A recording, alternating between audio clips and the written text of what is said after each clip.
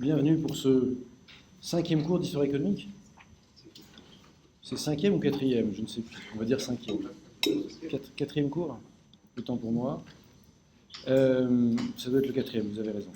Voilà, donc on avait effectivement insisté sur la diffusion de la révolution industrielle sur le continent européen lors du dernier cours. Et puis, un aspect de la diffusion de la révolution industrielle, c'était les inventions techniques liées à la révolution des transports. Mais, si vous voulez, il faut toujours éviter de se laisser piéger, comme je le fais volontiers, par l'aspect purement technique des révolutions techniques, et s'intéresser évidemment à l'effet sur la société. Et donc, alors, on avait déjà abordé la question quand on a abordé la question purement technique, c'est-à-dire les techniques de la révolution industrielle. On avait vu un exemple de carte avec des lignes isochrones. Mais le problème de l'approche par les lignes isochrones, c'est qu'en fait, il y a un centre, et puis on voit quel temps on met à atteindre divers points du plan ou de la carte depuis ce centre. Du coup, chaque carte, il faut faire une carte différente pour chaque point de départ, en quelque sorte. Donc on n'a pas vraiment une vue d'ensemble avec les lignes isochrones. Enfin, on a une vue d'ensemble depuis un point de vue, quoi. Donc pour une étude un peu plus systématique, j'ai en fait des collègues économistes, Pierre-Philippe Combe, Myrène Lafourcade, Jacques-François Tisse et Toutain était un historien économiste d'ici, qui ont écrit il y a une dizaine d'années maintenant un papier qui s'appelait The Rise and Fall of Spatial Inequalities in France, a Long Run Perspective, où ils ont essayé justement de mesurer l'effet du progrès technique au cours du 19e siècle sur les temps de transport. Et donc, alors c'est un article de synthèse qui est assez fascinant, dont je vous recommande la lecture. Je ne sais pas si je l'ai mis sur le site. Si ce n'est pas le cas, il faudrait que je le mette. Ils ont un petit paragraphe de résumé qui est, pour ce qui nous intéresse, nous, according to Béroc. Béroc, c'est bien sûr Paul Béroc, le grand historien économiste du XXe siècle. Between 1800 and 1910, it can be estimated that the lowering of the real average prices of transportation was of the order of 10 to 1. D'accord, donc en suivant Béroc, alors c'est un peu étonnant de dire les auteurs français en anglais qui citent un auteur suisse francophone en anglais, mais enfin bon voilà. Entre 1800 et 1910, on peut estimer que la baisse du coût moyen réel de transport était dans un ordre de 10 à 1. Une autre façon de dire les choses, c'est que les coûts de transport ont donc baissé de 90% au cours du 19e siècle. Transport costs continue to fall after World War I. Donc les coûts de transport ont continué à baisser après la Première Guerre mondiale. For example, in the United States, Glaser and Kohlhase note that over the 20th century, the costs of moving manufactured goods have declined by over 90% in real terms. D'accord, donc par exemple pour les États-Unis, Kohlhase et Glaser ont donc montré que les coûts de transport aux États-Unis au XXe siècle avaient baissé de 90% en termes réels. Donc quand on y pense, si ça baisse de 90% au 19e siècle et 90% au 20e siècle, au total, ça baisse de 99% quand même, c'est pas mal. Des coûts qui sont divisés par 100, ça vaut le coup, si je puis dire. In France, freight rate per ton kilometer fell by 36%. Donc pardon, allez, en France, le coût pour le fret, donc les marchandises, en tonnes par kilomètre, a baissé de 36% entre 1841 et 1851, puis de 19% entre 1851 et 1869, d'après Caron, et même durant la période 1970-1998, les coûts de transport par la route ont baissé de 38%. Donc, évidemment, c'est un peu un patchwork, parce que là, ce qu'on fait, c'est qu'on aligne 4 études sur des périodes et des ensembles géographiques différents, mais l'idée, c'est qu'en gros, en longue période, sur des périodes d'un siècle, sur la période du 19e siècle en Europe, sur la période du 20e siècle aux États-Unis, les coûts de transport baissent de 90% à chaque fois. Quand les coûts de transport baissent de 90%, qu'est-ce que ça veut dire? Ça veut dire qu'on peut décomposer la production, et donc ne plus seulement échanger des biens manufacturés, mais des biens en cours de production. L'avantage d'échanger des biens en cours de production, c'est qu'on se spécialise dans la production.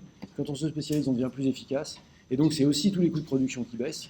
Quand les coûts de production baissent, ça permet de mettre la production à la portée de beaucoup plus de monde, et d'entrer non seulement dans la production, mais aussi dans la consommation de masse. Et c'est donc bien de ça qu'on parle. Voilà. Alors, de fait, on peut raconter la même histoire à peu près dans tous les domaines.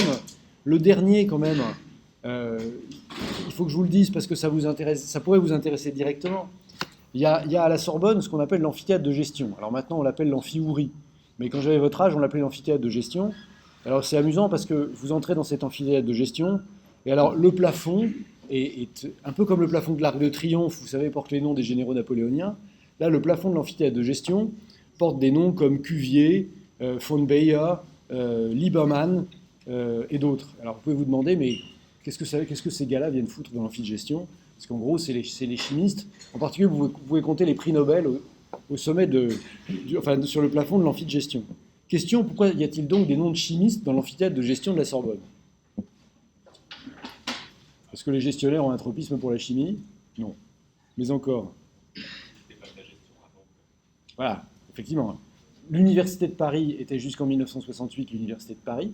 Et donc il y avait dans l'université de Paris, il y avait aussi un amphithéâtre de chimie pour les formations en sciences. Et puis après mai 68, la chimie est partie à Jussieu. Enfin après 68, la chimie est partie à Jussieu, pas à cause de mai 68, mais parce qu'on avait construit une fac de sciences en fait. Et donc de fait, on s'est retrouvé avec un amphithéâtre de chimie dans lequel on mettait plus de chimistes, mais il reste les noms des chimistes au plafond, ce qui permet quand même de réviser son cours d'histoire économique. Agréablement, enfin si je puis dire. Non mais c'est un très bel amphi, qui est complètement incroyable, parce que donc au plafond il y a des noms de chimistes, et la fresque, c'est le paradis terrestre, et c'est Ève qui va chercher la pomme, d'accord. Donc c'est un ensemble complètement délirant pour y faire des cours de gestion, je trouve.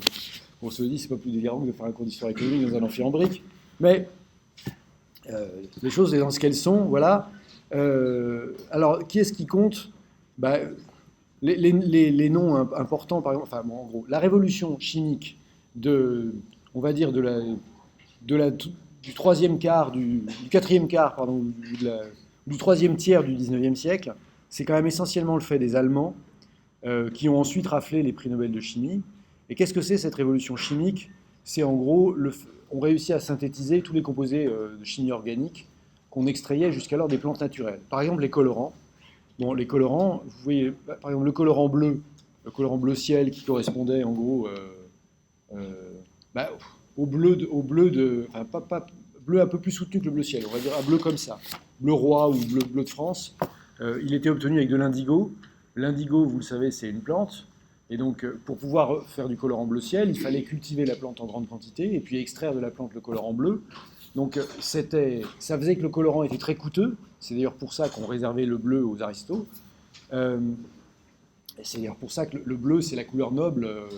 C'est la couleur des rois. Si les rois de France ont choisi le bleu, c'était pas parce que c'était la couleur des pauvres. C'était parce que c'était compliqué d'avoir du bleu. Et de fait, donc la synthèse de l'indigo puis l'extraction de l'indigo, ça faisait vivre des gens qui cultivaient l'indigo, qui ne pousse pas sous nos régions, c'était plutôt une culture aux Indes occidentales, enfin en Amérique. Ça faisait vivre ceux qui faisaient la chimie de l'indigo, mais ça faisait que le colorant était cher. Quand Adolf von Baer réussit la synthèse artificielle de l'indigo, en fait, on peut fabriquer en très grande quantité de l'indigo, et donc les agriculteurs qui faisaient de l'indigo sont ruinés. Alors, on s'en fiche parce qu'on n'était pas des producteurs d'indigo. En revanche, le colorant suivant, ça nous intéresse directement. C'est le colorant rouge. En particulier, en fait, c'était la lysarine qui colore en rouge. Ce que vous savez ou pas, c'est que, en fait, jusqu'à septembre 1914, les uniformes de l'armée française comportent des pantalons rouges. Ces pantalons rouges sont teints avec une teinture qui est extraite d'une plante qui s'appelle la garance. La garance, elle a laissé son nom en France parce qu'il y a pas mal d'endroits en France qui s'appellent Garancières. D'ailleurs, il y a une rue Garancière à Paris, mais il y a des Garancières, par exemple, dans l'Eure-et-Loir, qui étaient les endroits où on plantait la garance, dans le cas de Garancières dans l'Eure-et-Loir, Garancières-la-Queue, ou l'endroit où on traitait la garance, enfin en fait on teignait à la garance, d'accord, comme dans le cas de la rue Garancière, qui est à Paris entre la rue de Seine et la place Saint-Sulpice. Et cette garance, donc, c'est une plante qu'on cultivait pour son colorant rouge et qui, en France, faisait vivre encore pas mal de gens, en particulier dans le sud-est.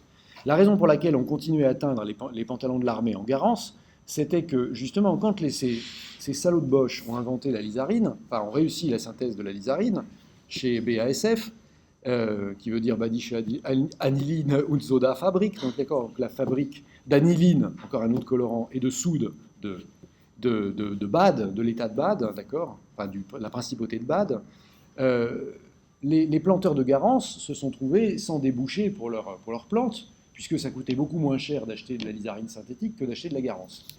Et donc, c'est un truc typiquement français. Pour soutenir les planteurs de garance qui n'avaient plus de débouchés pour leurs plantes, on a décidé que l'armée n'allait utiliser que de la garance française pour teindre les uniformes français. D'accord ? Bon, le résultat de ça, qu'est-ce que c'est ? C'est qu'en août 14, quand on part à la guerre contre les Allemands, je ne sais pas si vous avez un jour été dans un champ au mois d'août, mais les champs au mois d'août, ils sont moissonnés.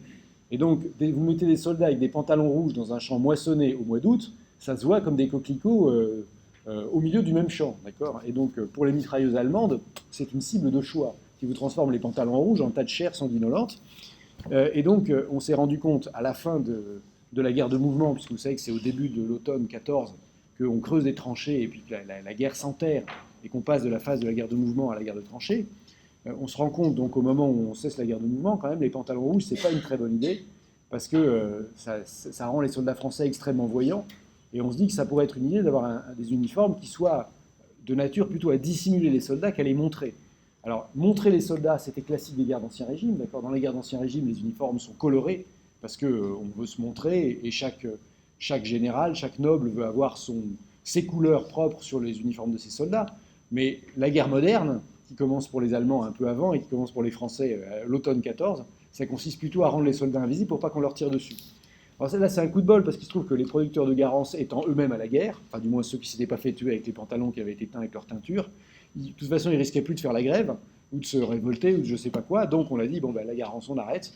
Et si on n'avait pas fait la guerre de 14, si ça se trouve, on continuerait à avoir des pantalons rouges et à entretenir les producteurs de garance. Alors, cette anecdote rigolote est indicative de trois choses. La première, c'est que la chimie, c'est un élément très important de cette deuxième révolution industrielle. La deuxième, c'est que la manière de gérer les évolutions en France, ça consiste à les ralentir au maximum, n'est-ce pas ? Et puis la troisième, c'est cette anecdote sur les pantalons rouges au début de la guerre de 14. Voilà. Alors évidemment, quand on dit chimie, on pense forcément à Allemagne. Et ce qui marque quand même cette deuxième révolution industrielle, autant la première révolution industrielle, c'était la Grande-Bretagne, puisque c'était la Grande-Bretagne qui avait de l'avance dans le textile, dans les machines, on l'a vu. C'est la Grande-Bretagne qui avait de l'avance dans les machines à vapeur, c'est la Grande-Bretagne qui avait de l'avance dans la sidérurgie. Autant la deuxième révolution industrielle, c'est l'Allemagne. C'est l'Allemagne parce que l'Allemagne domine les sciences de manière écrasante. J'ai cité des chimistes allemands, Adolf von Baeyer pour la synthèse de l'indigo, et puis Grebe et Lieberman pour la synthèse de la lysarine. Mais de fait, toute la chimie mondiale est allemande. Tous les premiers prix Nobel de chimie sont allemands. Les Allemands dominent aussi les mathématiques et la physique. Et en fait, ça va être le cas absolument jusqu'à l'arrivée des nazis. Ça va être le cas absolument jusqu'à l'arrivée des nazis. Pourquoi ? Parce qu'une fois que les nazis arrivent, c'est un peu plus compliqué. C'est un peu plus compliqué non seulement parce qu'il y a des savants qui sont juifs et donc on les chasse de l'université, on les chasse des laboratoires de recherche, et puis parce qu'il y a des savants qui ne sont pas juifs, mais ils peuvent être aussi communistes, donc aussi on les chasse. Donc ceux qui sont même ni juifs ni communistes, ils peuvent ne pas forcément avoir envie de rester avec des gens désagréables qui chassent leurs collègues juifs et communistes. Et de fait, là, les Américains font une opération absolument géniale, c'est que les Américains vont récupérer une partie des savants, et que, en fait, le démarrage de la science aux États-Unis, alors c'est pas pour dire qu'avant il n'y avait pas de science, mais les États-Unis vont remplacer l'Allemagne comme leader scientifique mondial, en grande partie parce qu'ils vont être les destinataires de l'exil des savants allemands. Alors ça s'est fait en deux temps. Ça s'est fait il y a eu un exil volontaire, d'abord, au début de l'histoire des nazis, et puis il y a eu après la Deuxième Guerre mondiale. Les Américains ont décidé de faire un effort coordonné pour récupérer les savants allemands qui étaient récupérables. C'est ce qu'on a appelé l'opération Paperclip. Donc Paperclip, ça veut dire trombone, d'accord ? Je vous rappelle que toutes les opérations importantes, toutes les opérations militaires importantes ont des noms de code. En l'espèce, Paperclip, c'est pas une opération militaire comme aurait pu être l'Overlord, par exemple, qui était l'opération de débarquement, d'accord, le débarquement en Normandie du 6 juin 1944. Mais l'idée de Paperclip, en fait, ça commence en 1945. Les Américains ont déjà rapatrié en fait une partie des savants allemands qui se sont rendus à eux dans les premiers jours de la capitulation allemande. Mais là, ils se demandent si ça ne vaudrait pas le coup systématiquement de détecter chez les Allemands qu'ils ont soit comme prisonniers, soit dans leur zone d'occupation, puisque je vous rappelle que les États-Unis, la Grande-Bretagne, la Russie et puis ensuite secondairement la France occupent l'Allemagne. Donc ça voudrait, les Américains se demandent si ça ne vaudrait pas le coup de détecter les savants qu'ils ont dans leur zone d'occupation et de leur proposer un contrat pour aller travailler aux États-Unis. Alors, il y a quand même une question préalable, c'est avez-vous fait partie des alliés de l'Allemagne nazie pendant la Deuxième Guerre mondiale? C'est en gros, on demande d'abord, enfin, on demande aux gens avant de les envoyer, avant d'accepter qu'ils viennent travailler avec les Américains, on demande en gros s'ils ont travaillé avec les nazis de manière forcée ou pas volontaire au moins, ou s'ils l'ont fait volontairement. Et de fait, ceux qui l'ont fait volontairement sont retirés de l'affaire. C'est le cas par exemple de Georg Rickey, qui était en fait le chef du travail forcé à Dora. Dora, c'est un camp de concentration. C'est pas un camp d'extermination, c'est un camp où on mettait en gros les gens qui étaient ni les juifs, ni les tziganes, ni les homosexuels, ni les communistes, ni les résistants. D'accord, donc enfin les alliés, les ennemis du nazisme pas très dangereux, et on les utilisait comme esclaves pour fabriquer essentiellement des bombes volantes que vous connaissez probablement sous le nom de V2, et si vous ne les connaissez pas sous le nom de V2, le V2 c'est la couverture de On a marché sur la Lune de Tintin.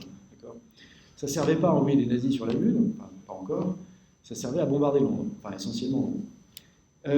Et donc de fait, Rickey, comme il a dirigé le travail des prisonniers politiques du comte Dora qui étaient employés comme esclaves, eh bien alors même il aurait voulu continuer à travailler avec les Américains dans les programmes aéronautiques. On lui a dit non, vous allez d'abord être jugé en Allemagne par le tribunal de dénazification, vous allez aller en prison parce que vous avez ou être fusillé, je pense qu'il a été en prison pour vos crimes de guerre, et puis ensuite on verra. Voilà. Bon, alors, donc, de manière plus générale, comment s'organise ce ciblage, cette émigration? Ben, même si on a un truc résolu des Américains après-guerre, en fait, ça ne commence pas de manière résolue. C'est-à-dire qu'avant-guerre, l'essentiel des savants qui vont aller aux États-Unis et ailleurs, ce sont des juifs qui savent, enfin, qui comprennent que s'ils restent en Allemagne, il va leur arriver des horreurs. Mais en fait, les États-Unis n'accueillent pas. Vous devez vous souvenir qu'à partir des années 20, les États-Unis ont une politique d'immigration restrictive. Non seulement une politique d'immigration restrictive, mais ils sont volontiers xénophobes, racistes, puisque vous devez vous souvenir vaguement de Sacco et Vanzetti, les anarchistes italiens qui ont été condamnés à mort en 1923, une politique de quotas raffermie pendant les années 20, donc il y a peu de quotas d'immigration, donc du coup c'est difficile d'immigrer aux États-Unis. Et du coup, sur 300 000 juifs allemands qui demandent des visas américains, il n'y en a que 90 000 qui sont accordés. Donc il y a 210 000 Allemands, pour l'essentiel des Israélites, qui veulent quitter l'Allemagne. Où est-ce qu'ils vont? Ils vont pratiquement, la moitié va en France. Il y en a encore un certain nombre qui va en Suisse, à peu près 50 000 qui vont au Royaume-Uni, 60 000 qui vont en Palestine, et puis il y en a même par exemple 15 000 qui vont à Shanghai. Pourquoi ils vont à Shanghai? Parce que pour aller dans la partie internationale de Shanghai, il n'y a pas besoin de visa. Et donc, entre rester en Allemagne, où vous n'avez pas besoin de savoir qu'il va y avoir un génocide pour comprendre qu'il se passe quelque chose de pas très bien, et partir en Chine, il y a beaucoup de gens qui préfèrent partir en Chine. Voilà. Bon, alors, parmi ces émigrés célèbres, on peut compter quelqu'un comme Albert Einstein, dont vous avez probablement dû entendre parler. Alors, Einstein, lui, pour le coup, il va aux États-Unis, puisqu'il est accueilli à Princeton, à l'Institute for Advanced Studies. Il y a quelqu'un qui s'appelle John von Neumann, dont vous avez peut-être moins entendu parler, sauf que vous le connaissez peut-être pour ceux qui ont vu Dr. Folamour de Kubrick. Dr. Folamour, c'est un film anglais, puisque Kubrick était anglais, mais qui décrit quand même la réalité américaine. C'est un film qui est fort intéressant parce que c'est un film sur la question de la dissuasion nucléaire. Et le docteur Folamour, c'est une espèce de mec complètement cinglé, qui est dans une chaise roulante, et qui passe son temps à vouloir balancer des bombes atomiques sur les Russes, et à avoir des tendances à tendre le bras comme ça. Et alors, pour la petite histoire, en fait, docteur Folamour, il représente John von Neumann lui-même, qui non seulement n'était pas nazi, mais en plus était juif, a fui l'Allemagne quand les juifs sont arrivés, mais c'est vrai, avait une petite tendance belliqueuse, puisqu'il avait montré... En fait, c'est l'inventeur de ce qu'on appelle la théorie des jeux. Et il disait que la théorie des jeux avait montré qu'il fallait frapper les premiers contre les Russes. Et donc, sa théorie, c'était qu'en fait, il fallait mettre une bombe atomique sur chaque ville russe importante, et comme ça, on allait éradiquer le communisme. Vous avez compris qu'il avait un problème avec le communisme. Accessoirement, il avait un problème avec les Russes, et très accessoirement, comme il était à la fois juif et hongrois, il avait deux raisons de ne pas aimer les Russes. Voilà. Bon, alors, cela étant dit, j'ai des voisins au premier rang qui sont russes, donc il n'est pas normal pour un Hongrois de ne pas aimer les Russes, mais il est statistiquement répandu que les Hongrois n'aiment pas les Russes. Voilà. Et donc, de fait, von Neumann détestait encore plus les nazis que les Russes. Mais si vous voulez, l'un des problèmes de la vie de von Neumann, c'est qu'il aurait voulu que ce soit les Américains qui libèrent l'Allemagne et pas les Russes. Donc, de Gaulle, c'est les Russes qui ont libéré une grande partie de l'Allemagne. Donc, de Gaulle pour von Neumann. Donc, bon, bref, je ne vais pas insister sur von Neumann, mais von Neumann est, en gros, pour aller vite, c'est le mec qui a axiomatisé la théorie des ensembles pour résoudre les antinomies de la théorie des ensembles, qui était le grand problème logique des maths des années 20. Les antinomies de la théorie des ensembles, c'est dans un village, il y a deux catégories de gens. Il y a ceux qui se rasent eux-mêmes et ceux qui vont se faire raser chez le barbier. Question, dans quelle catégorie est-ce qu'on met le barbier, on avait un certain nombre de problèmes logiques comme ça qu'on ne savait pas résoudre. Et en fait, von Neumann a réécrit une axiomatique de la théorie des ensembles pour résoudre ces problèmes-là. Donc c'est quand même un mec qui avait une pensée abstraite de bon niveau. Ensuite, il a axiomatisé la physique quantique, donc c'est l'inventeur de la physique théorique. Ensuite, il a inventé la théorie des jeux, à laquelle il a donné aussi une axiomatique. Ensuite, c'est lui qui a créé l'architecture des ordinateurs. Il a dit dans les ordinateurs, il faut qu'il y ait une mémoire qui stocke les données et une unité de calcul qui exécute les instructions à partir de la mémoire. Ça paraît débile aujourd'hui, mais quand vous dites ça en 1930, si vous voulez, ça vous met un peu en avance. Et puis, bon, alors je vais passer, mais en gros, ensuite, il a travaillé à l'utilisation des ordinateurs pour fabriquer des bombes atomiques. Donc, c'était plutôt un mec assez fort, d'accord ? Et il avait une caractéristique intéressante, c'est qu'il avait la mémoire absolue. Donc, il se souvenait de tout. Bon, comme beaucoup de gens qui souffrent du syndrome d'Asperger, mais lui, manifestement, en plus d'avoir la mémoire absolue, il fonctionnait assez vite. Donc, par exemple, il avait lu une fois dans sa vie une encyclopédie historique et il s'en souvenait. Donc, quand vous parliez de n'importe quel sujet d'histoire avec lui, de toute façon, il se souvenait de tout. Voilà. Bon, cela dit, il est mort assez jeune parce qu'il a eu un cancer des os. Visiblement, la haine des Russes, ça ne fait pas vivre longtemps. Bon, alors, passez l'anecdote de von Neumann. En gros, toute l'équipe qui a fait le projet Manhattan, donc le projet Manhattan, pour ceux qui l'ont oublié, c'est le projet qui a abouti à la bombe atomique américaine. Donc, Léo Szilard, Eugen Wigner, Edward Teller, Franz Bethe, tous, ils sont partis d'Allemagne pour aller travailler aux États-Unis pendant les années 30. Ils ont eu des visas parce que leurs collègues américains qui les connaissaient bien ont écrit au ministère des Affaires étrangères en disant il faut des visas pour ces mecs-là parce qu'il faut qu'ils viennent travailler dans les universités américaines. Et ils sont venus travailler sur la physique appliquée. Et vous savez, en fait, l'invention de la bombe atomique, ça s'est fait très vite. Parce que les premiers papiers théoriques sur l'énergie de fission, c'est les papiers de 38-39. Donc de fait, entre 38-39 et 44, ça va quand même assez vite pour fabriquer un machin comme une bombe atomique. Mais il y a aussi eu des prix Nobel de chimie, Meyerhof, Levy, Stern, ou des grands artistes comme Otto Klemperer, le chef d'orchestre, qui a fait, à mon sens, la meilleure version de la flûte enchantée. Mais ça, vous en fichez peut-être. Cela dit, ça vaut le coup d'écouter la flûte enchantée de Klemperer et de comprendre ce que l'Allemagne a perdu en perdant Klemperer. Bon, alors, maintenant, si on veut dépasser l'anecdote et être un peu plus... compter un peu plus, en fait, pendant la durée du régime nazi, il y a à peu près 133 000 juifs allemands et autrichiens qui vont aux États-Unis. Je vous rappelle que l'Autriche devient l'Allemagne en 1937, c'est ce qu'on appelle l'Anschluss, d'accord ? Enfin, l'Allemagne nazie annexe l'Autriche indépendante en 1937. Parmi ces 133 000 juifs qui arrivent aux États-Unis, il y a 2400 professeurs d'université, 900 avocats, 2000 médecins, 1500 écrivains, 1500 musiciens professionnels et 1500 autres diplômés de l'université. D'accord ? Donc, si vous faites le compte, ça fait plus de 25 000 diplômés de l'université sur 133 000. Donc, ça fait un taux de plus de 20% de diplômés du supérieur, alors qu'à l'époque, les diplômés du supérieur sont moins de 2% dans la population européenne. D'accord ? Donc, de fait, les juifs qui émigrent vers les États-Unis, c'est des gens extrêmement, extrêmement bien formés. Et de fait, c'est extrêmement favorable pour les États-Unis puisqu'ils récupèrent un capital humain de qualité. Donc ça, c'est la première partie, c'est l'immigration spontanée, en grande partie des Juifs, dont on a vu que, en gros, seulement un tiers de cette immigration allait vers les États-Unis parce que les États-Unis ne veulent pas donner de visa. Après, elle peut aller vers les États-Unis en deux sauts de plus, d'accord ? C'est-à-dire qu'il y a des gens qui sont partis en Angleterre d'abord et puis qui vont aux États-Unis ensuite, comme Jacob Marshak, par exemple, qui est un grand économiste, où il y a des gens qui ont d'abord été en France et puis qui ont ensuite été aux États-Unis, éventuellement via Israël. Bon, après, il y a la deuxième phase, qui est la phase où les Américains, après-guerre, vont cibler donc des gens qui vont leur permettre de venir renforcer leur programme de recherche.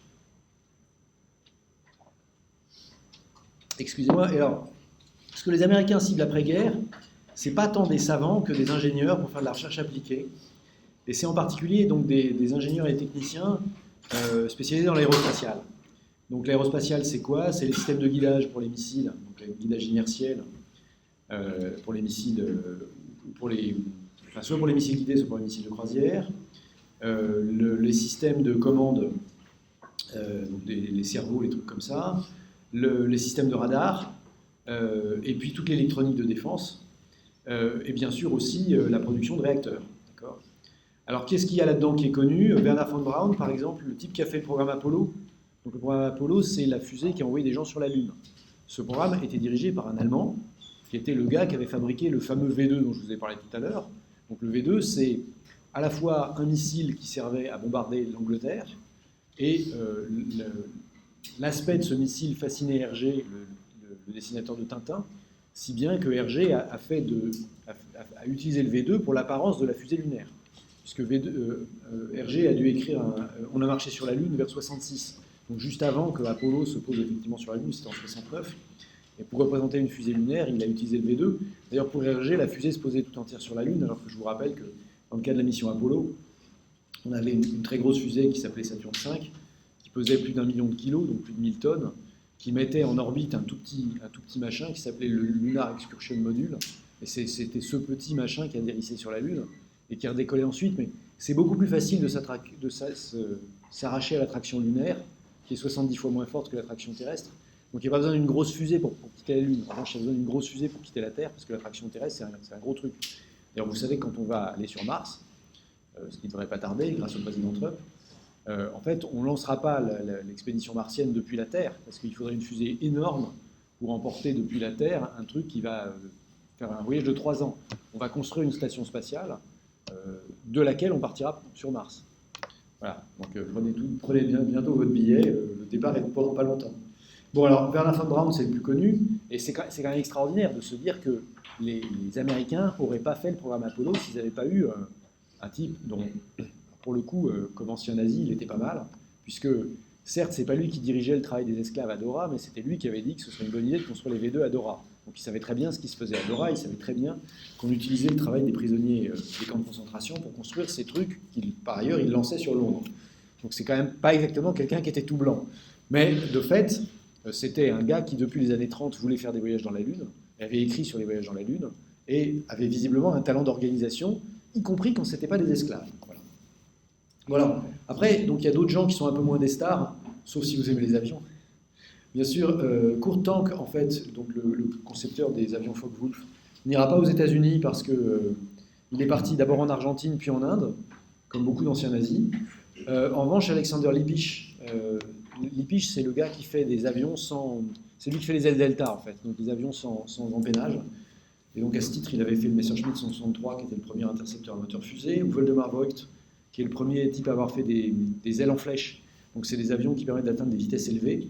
Donc, ceux-là, ils partent aux États-Unis. Voilà. Donc, en fait, les Américains ciblent vraiment les ingénieurs dont ils pensent qu'ils ont du potentiel, et sur des programmes qui sont précis. Parce que quand ils vont chercher Woldemar Voigt, quand ils vont chercher Alexander Lippisch, ils savent exactement pourquoi ils vont le chercher. Ils savent qu'ils ont besoin...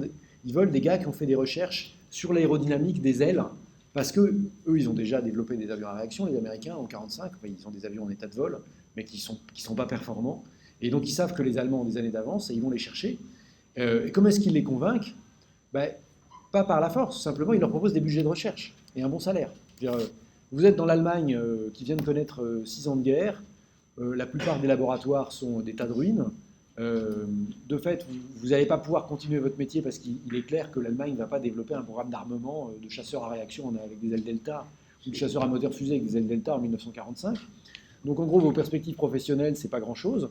Il y a des Américains qui n'ont pas l'air très méchants qui viennent vous dire « Est-ce que vous voulez gagner 100 000 $ par an on vous offre un ranch dans le Colorado à proximité de l'université, un poste à l'université et un budget de recherche de 10 millions de $, vous venez avec votre équipe. » C'est pas la peine de pousser très fort, quoi. Les gens sont très contents de partir. Bon. Et de fait, les Américains ne sont pas les seuls à le faire. Alors les Russes vont le faire aussi, mais sur un mode un peu plus impératif, d'accord ? C'est-à-dire qu'ils vont développer l'opération qui s'appelle Oso Aviachim. Alors après les Américains, dans la nuit du 22 au 23 octobre 1946, en fait, il y a deux régiments d'infanterie russes qui font partie des troupes d'occupation de l'Allemagne de l'Est, qui vont arriver au domicile de 2000 savants et ingénieurs allemands, et qui vont dire, vous avez le choix entre vous partez maintenant, ou bien vous restez mais mort. Voilà. Donc, ils les ont mis dans des camions, ils les ont emmenés à Akademgorodok, là, dans la banlieue de Novosibirsk, pour être sûr qu'ils ne reviennent pas. Et puis les familles ont suivi après. Bon, alors là aussi, il y avait un très bon salaire, puisque, enfin, à Novosibirsk, on était bien payé. Mais c'était peut-être moins... Disons que l'attractivité était ailleurs, sinon on n'aurait peut-être pas eu besoin d'envoyer des soldats. Alors, ce qui est amusant, c'est qu'il y a eu... Alors, il y a deux choses qui sont amusantes. La première, c'est que les Anglais n'ont pratiquement pas fait ça, parce qu'ils considéraient qu'ils n'en avaient pas besoin.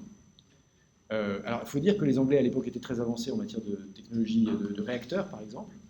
Mais bon, ils ne l'ont pas fait. En revanche, ceux qui l'ont fait, c'est les Français. Le problème des Français, c'est qu'on pouvait prétendre ni offrir des gros budgets aux Allemands, parce qu'on était à peu près dans le même état qu'eux, ni jouer les gros bras avec les Allemands, parce que les Français, c'est quand même un peu des clowns. Les Français qui envoyaient des soldats pour attraper les savants allemands, enfin, ça aurait fait mauvais remake de la Deuxième Guerre mondiale, d'accord.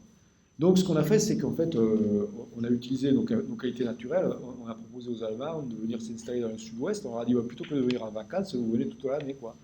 Vous aurez bien à manger, parce que chez nous, on mange bien, puis on mange, chez vous, on ne mange pas, mais chez nous, on vous met à la ferme, vous allez bien manger, et puis à côté, il y a l'usine, et les gens, ils vont être gentils à vous, à l'usine, vous allez, ils sont très gentils en province.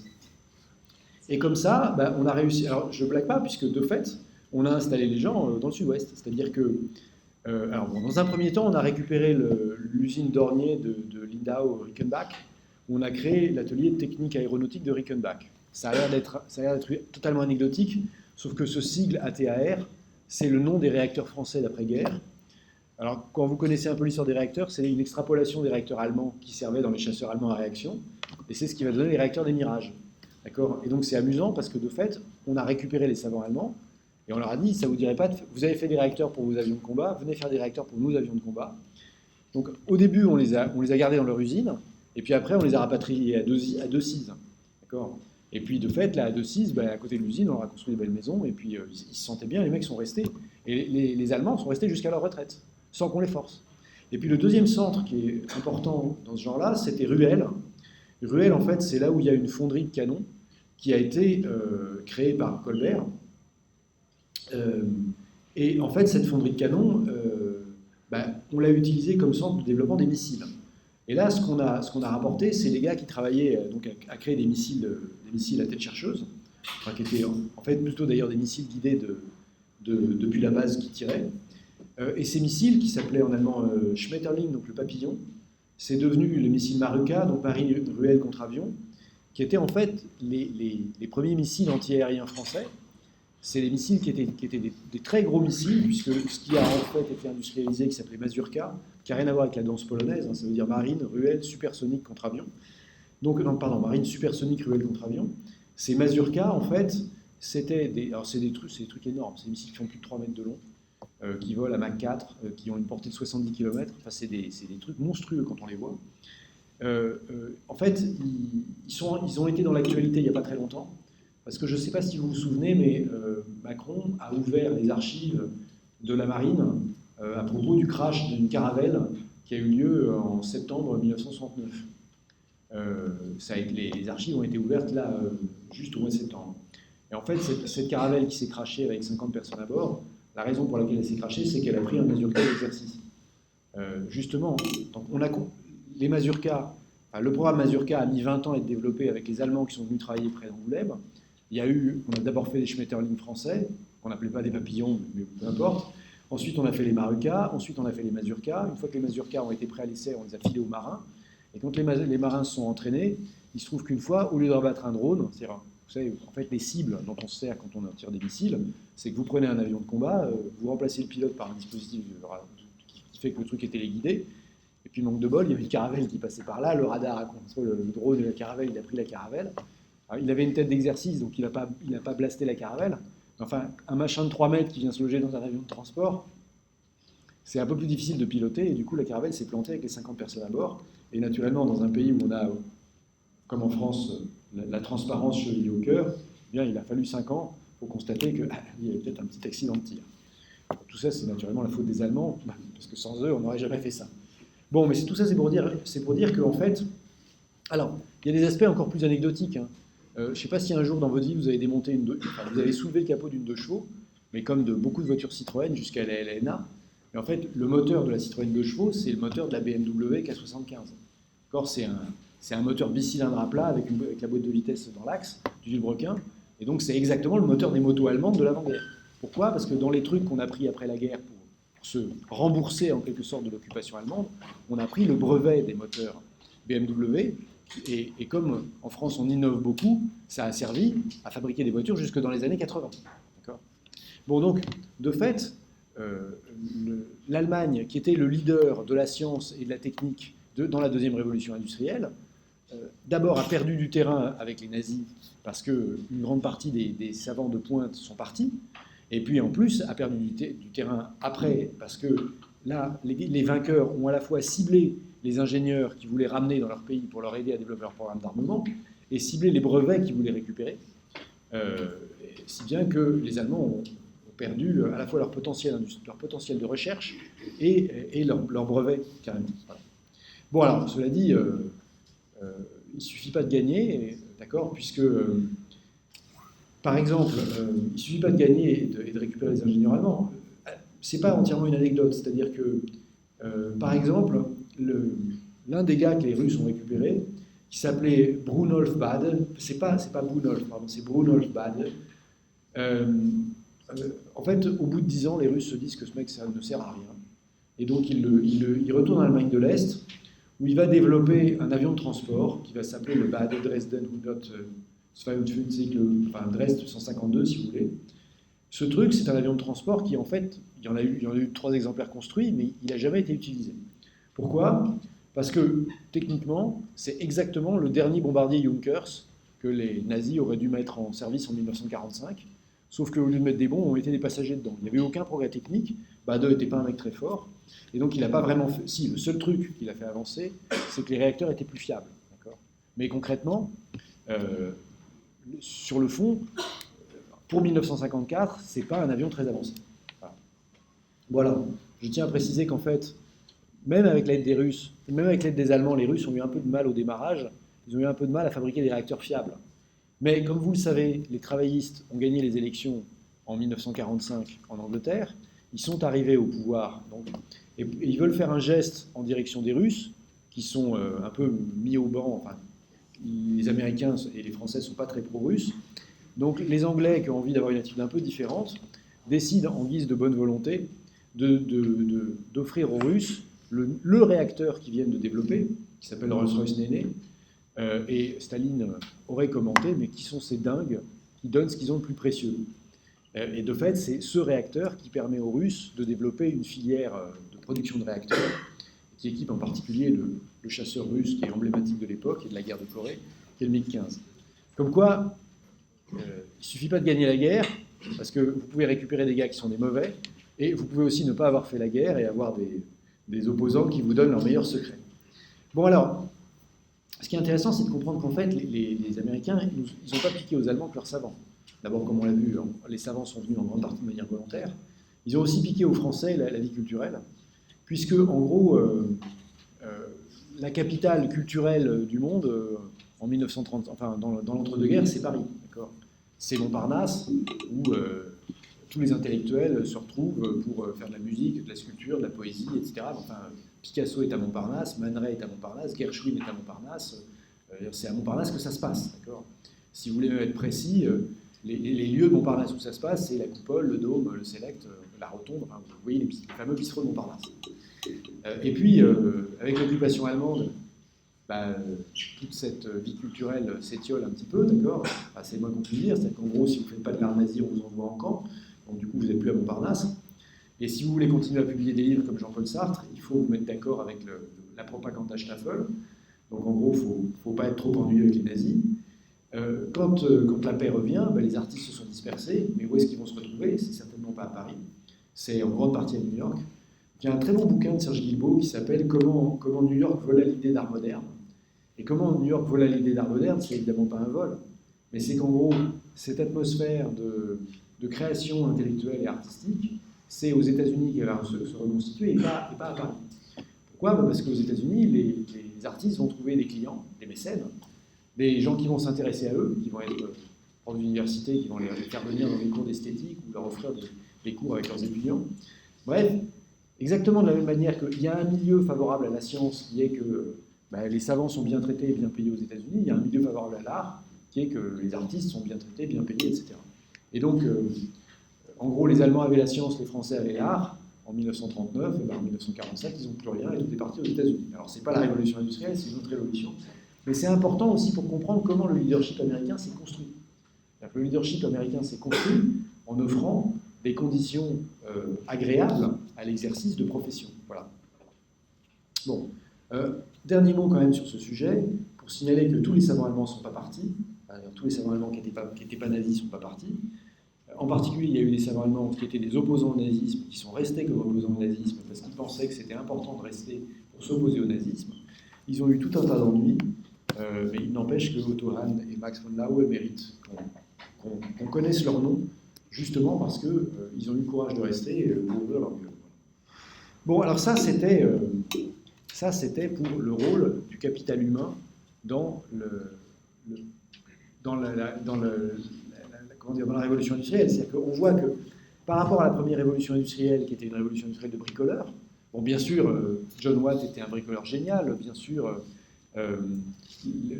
ceux qui ont fabriqué ces machines textiles étaient des bricoleurs géniaux. Mais ce qu'on voit, c'est que dans la deuxième révolution industrielle, faire la synthèse des colorants, vous ne pouvez plus faire ça dans votre baignoire. Vous ne pouvez pas faire ça dans votre atelier comme vous fabriquez une machine à vapeur avec un marteau et des clous. Il faut des moyens techniques qui dépassent largement ce qu'un inventeur individuel peut faire. Fabriquer des avions à réaction, vous ne pouvez pas faire un réacteur dans votre garage. Enfin, si, vous pouvez, mais il aura un rendement tellement minable que vous ne pourrez pas voler un avion avec. Donc, de fait, on est passé d'une révolution qui était une révolution technique de bricoleur à une révolution technologique où il faut de la science derrière, c'est-à-dire qu'il faut des moyens financiers pour développer une recherche à la fois fondamentale et appliquée. Bon, et donc il faut du capital. Bon, et donc le rôle du capital, c'est pas seulement, c'est bien sûr de supporter ce développement scientifique et technique, mais c'est aussi de servir dans la production, d'accord ? Et donc là, on va utiliser encore un article d'Allen pour montrer comment l'intensité capitalistique augmente sur le sentier de croissance. Alors, à travers un échantillon de pays qui sont les États-Unis, le Royaume-Uni, les Pays-Bas, la Belgique, la France, ce qu'on va appeler l'Allemagne et l'Italie, mais qui ne sont évidemment pas l'Allemagne et l'Italie à l'époque, puisque l'Italie, ça commence en 1860, et puis on a vu que le processus d'unification de l'Italie, ça ne marchait pas d'un seul coup, l'Allemagne pareil, la Norvège, le Danemark et la Suisse, mais pareil, la Norvège, ça devient indépendant du Danemark en 1908, il me semble. Donc, on individualise ces pays juste pour se donner un peu de variété, et qu'est-ce qu'on voit ? On voit, si on prend le 19e siècle au sens historique, on considère en général que, on ne sait pas, mais on ne sait pas si le 18e ça va jusqu'en 1789 ou jusqu'en 1815. Bon, mais on va dire le moment où la révolution industrielle commence à se diffuser, c'est 1820-1913. Et qu'est-ce qu'on voit ? On voit que les points pour 1820, c'est des espèces de pastilles mauves, des pastilles brunes pour 1850, des sabliers pour 1880, et pour 1913, des rectangles verts d'eau. Et qu'est-ce qu'on voit ? On voit en fait que le capital par travailleur et le PIB par travailleur dans ces pays augmentent. Pourquoi ? Parce que, en gros, le capital par travailleur, dans les années 1820, il est de l'ordre de 2 à 4 000 $, et le PIB par tête, il est lui aussi de l'ordre de 2 à 4 000 $. Aux alentours de 1850, il y a encore des pays qui sont à 2 000 $. En gros, il y a 2 fois moins de pays qui sont à 2 000 $ par tête de capital, et il y a 4 fois plus de pays qui sont à 4 000 $ par tête de capital qu'en 1820. Et le PIB par tête a augmenté aussi. En 1880, on a pas mal de pays qui sont passés maintenant à 6 000 $ par tête de PIB. On est entre 4 et 6 000, d'accord, au lieu de 2 à 4 000 60 ans avant. Et le capital par tête, lui, il est passé de 4 à 6 000, donc il a été multiplié par 1,5 à 2. Et puis ce qu'on voit, c'est, sauf en Grande-Bretagne, où il est de 10 000 $ par tête. Puis ce qu'on voit, c'est qu'en 1913, ça continue. Alors évidemment, c'est un peu un nuage de points. Et puis comme on ne nomme pas les points, on ne voit pas la trajectoire de chaque pays. Mais l'idée, c'est que, en gros, le PIB par tête, donc la richesse produite annuellement, augmente avec le capital par tête au long du 19e siècle dans les pays dont on parlait. Et puis cette augmentation est continue, puisqu'on voit qu'au XXe siècle, on est arrivé à des quotités qui sont de l'ordre de 40 à 80 000 dollars de capital par tête pour pouvoir produire plus de 30 000 dollars de revenus par tête. Donc en gros, par rapport à 1820, et de manière continue, on a multiplié le capital par tête, on va dire par 30, et la production par tête par en gros 15. Et on a probablement plus augmenté le capital par tête que la production par tête. Mais ce qui est important, c'est donc de comprendre que si on augmente le capital par tête, ça veut simplement dire qu'il faut de plus en plus de valeur de capital pour employer la même quantité de travail. Concrètement, il faut des machines de plus en plus coûteuses. On a des machines de plus en plus coûteuses. Et ces machines de plus en plus coûteuses, alors, il y en a qui sont automatiques, il y en a qui assistent les ouvriers. Mais bon, l'idée, c'est bien que l'idée de représenter la révolution industrielle par une machine symbolique, ça doit être vrai, puisqu'on continue à installer de plus en plus de machines de plus en plus coûteuses. Bon, donc, on avait commencé la première révolution industrielle avec des machines à vapeur, et puis des bulles génie et des trucs comme ça. Dans la deuxième révolution industrielle, on pourrait continuer à raffiner les inventions anciennes. Par exemple, au cours de la deuxième révolution industrielle, ce qu'on a, c'est qu'on met en place le métier Northrop, qui est un métier qui est inventé dans les années 1890. Et ce qui est intéressant, c'est qu'en fait, dans les années 1890, le métier Northrop, enfin d'ailleurs même après, il n'est pratiquement pas installé au Royaume-Uni. Pourquoi il n'est pratiquement pas installé au Royaume-Uni? Parce qu'au Royaume-Uni, la main-d'œuvre étant relativement moins coûteuse que dans d'autres pays, on va continuer à utiliser des métiers de la génération d'avant, avec du travail pas cher. Alors qu'aux États-Unis, où le travail est plus coûteux, pourquoi est-ce que le travail est plus coûteux aux États-Unis? Parce que, ah oui, vous n'avez pas encore lu Ricardo. Bon, mais ce que vous allez voir, c'est que le long du sentier de croissance, le salaire augmente. Pourquoi le salaire augmente? Parce que les gens prennent des habitudes de consommation de plus en plus exigeantes. Et donc, ce qui caractérise les pays riches, c'est que dans les pays riches, même les pauvres sont riches. D'accord? Donc, en fait, les ouvriers anglais, on a vu qu'ils avaient un standard de consommation supérieur aux ouvriers français au cours du 19e siècle. D'abord, ils ont la semaine anglaise, ça veut dire qu'ils ne travaillent pas le samedi après-midi. Et puis, en plus, ils consomment plus parce qu'ils ont un revenu qui est plus élevé. Alors que les ouvriers français, on a vu que même ceux qui ont du boulot, ils ont des conditions de vie misérables, parce que Villermé nous les décrit comme étant misérables. Les ouvriers américains, ils sont encore mieux payés que les ouvriers anglais. Du coup, ça vaut le coup de mettre en place des métiers comme le fameux métier drapeur, le fameux métier Northrop, parce que inventé par Northrop, mais vendu par Draper. Même si ces métiers sont très chers, ils permettent d'économiser de la main-d'œuvre, et comme la main-d'œuvre américaine est très chère, surtout sur la côte Est, ça vaut le coup d'avoir des métiers modernes qui permettent d'économiser la main-d'œuvre chère. Exactement comme les Anglais avaient remplacé leur propre main-d'œuvre par des machines, alors que les Indiens utilisaient uniquement de la main-d'œuvre parce qu'elle n'était pas chère. Voilà. Alors, question, comment est-ce que Allen a fait pour reconstituer les sentiers de croissance? Parce que je ne suis pas vraiment sûr qu'il ait une idée de la fonction de production macroéconomique en Angleterre en 1820. Qu'est-ce que c'est le stock de capital installé en Angleterre en 1820? C'est quand même relativement touchy comme statistique, parce qu'évidemment, il n'y a pas de stats sur le stock de capital avant l'entre-deux-guerres, et déjà les statistiques de l'entre-deux-guerres ne sont pas terribles. Alors en fait, Allen, il a déjà fait ce qu'il avait fait pour le PIB, pour la population, ce que Madison avait fait, mais il a procédé comme faisait Madison, c'est-à-dire qu'il a des points terminaux, il a des valeurs de capital installées en 1939, et puis il rétropole à partir d'un taux de croissance. C'est-à-dire il se dit par exemple, le taux de croissance du capital pendant la décennie 1930, c'est 1%. Et donc il construit les statistiques des années 30 à partir de l'année 39, et puis il continue comme ça vers le passé. Alors c'est évidemment pas fiable, parce que c'est totalement hypothétique, mais c'est la seule manière qu'on peut avoir de construire des choses qui sont des ordres de grandeur. Bon, alors évidemment, les taux de croissance ne sont pas les mêmes pour tous les pays, parce qu'on sait par exemple que le capital fixe en Angleterre, pendant la Deuxième Guerre mondiale, il n'a pas du tout évolué au même rythme qu'en France ou en Allemagne, puisqu'en Angleterre, il y a eu quelques destructions de Blitz, qui étaient essentiellement des destructions d'habitation, alors qu'en France et en Allemagne, il y a eu des destructions beaucoup plus massives, enfin en Allemagne surtout, puisque le programme de bombardement stratégique des Alliés visait quand même les centres industriels, et en particulier les productions stratégiques, comme les roulements à billes, le caoutchouc et la production de carburant.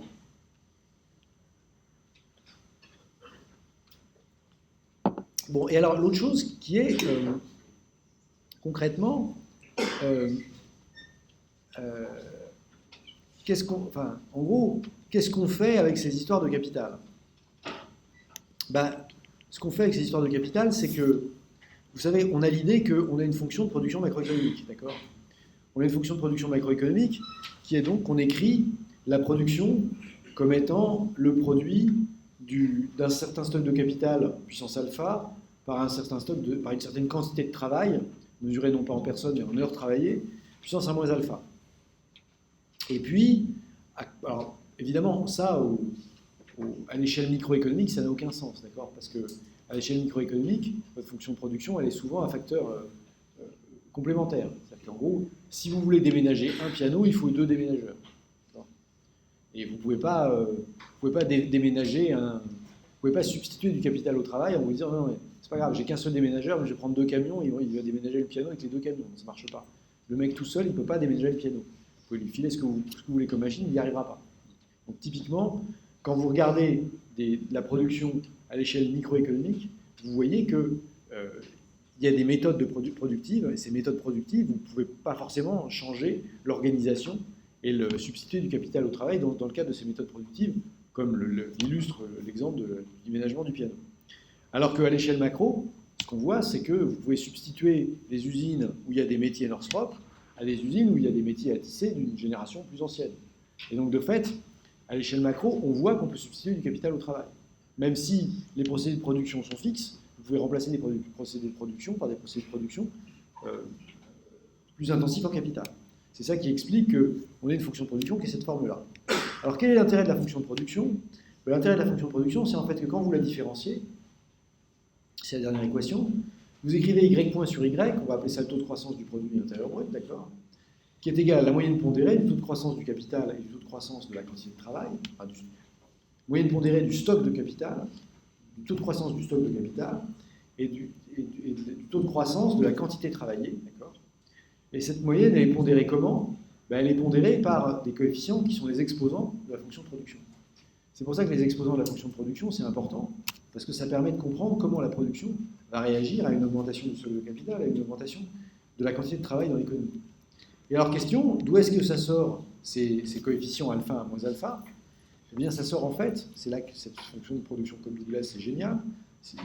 La micro, vous la faites au premier ou vous consommez assez? Ah, oui, bon, c'était bien quand même d'avoir le cours. Autrefois, le cours était en 2e année. Et donc tout ça était beaucoup plus simple. Mais écoutez, vous le saurez pour la suite. Il se trouve que cet alpha et ce 1 moins alpha, vous verrez pourquoi en micro, c'est aussi les parts, en fait, les parts du capital et du travail dans le revenu primaire. Qu'est-ce que c'est que ce charabia? Ce charabia, c'est en fait alpha, qui est donc l'exposant du capital dans la fonction de production. C'est la part du capital dans le revenu primaire, c'est la part du PIB qui revient au capital. Donc c'est la part du PIB qui sert en fait à payer le profit et les intérêts. Alors que le 1 moins alpha, c'est la part du PIB qui sert à payer les salaires. Et cette répartition donc, de la valeur ajoutée entre travail et capital, c'est une variable essentielle pour comprendre la répartition de la richesse qui est créée dans la population. C'est une variable qui varie, qui fluctue énormément. D'accord? Par exemple, là, Piketty et Sayce avaient reconstitué pour en gros 70 années du XXe siècle les variations de la répartition capital-travail dans le PIB. Ce que vous voyez, c'est qu'on a par exemple un maximum qui est au plus fort de la crise économique, au plus fort de la Grande Dépression, donc en 1933, le travail représente 80% du PIB. Ça veut dire en gros qu'il n'y a que 20% du PIB qui va à la rémunération du facteur capital, alors que au plus fort de la contre-révolution libérale, donc on va dire sous le mandat Clinton, on est à peu près 68% seulement du PIB qui va au travail et 32% qui va au capital. Alors ça n'a pas l'air d'être une marge de fluctuation très importante, entre 68 et 80%. Et de fait, la part qui va au travail, c'est en gros entre 65 et 80%, ça ne fluctue pas plus que ça.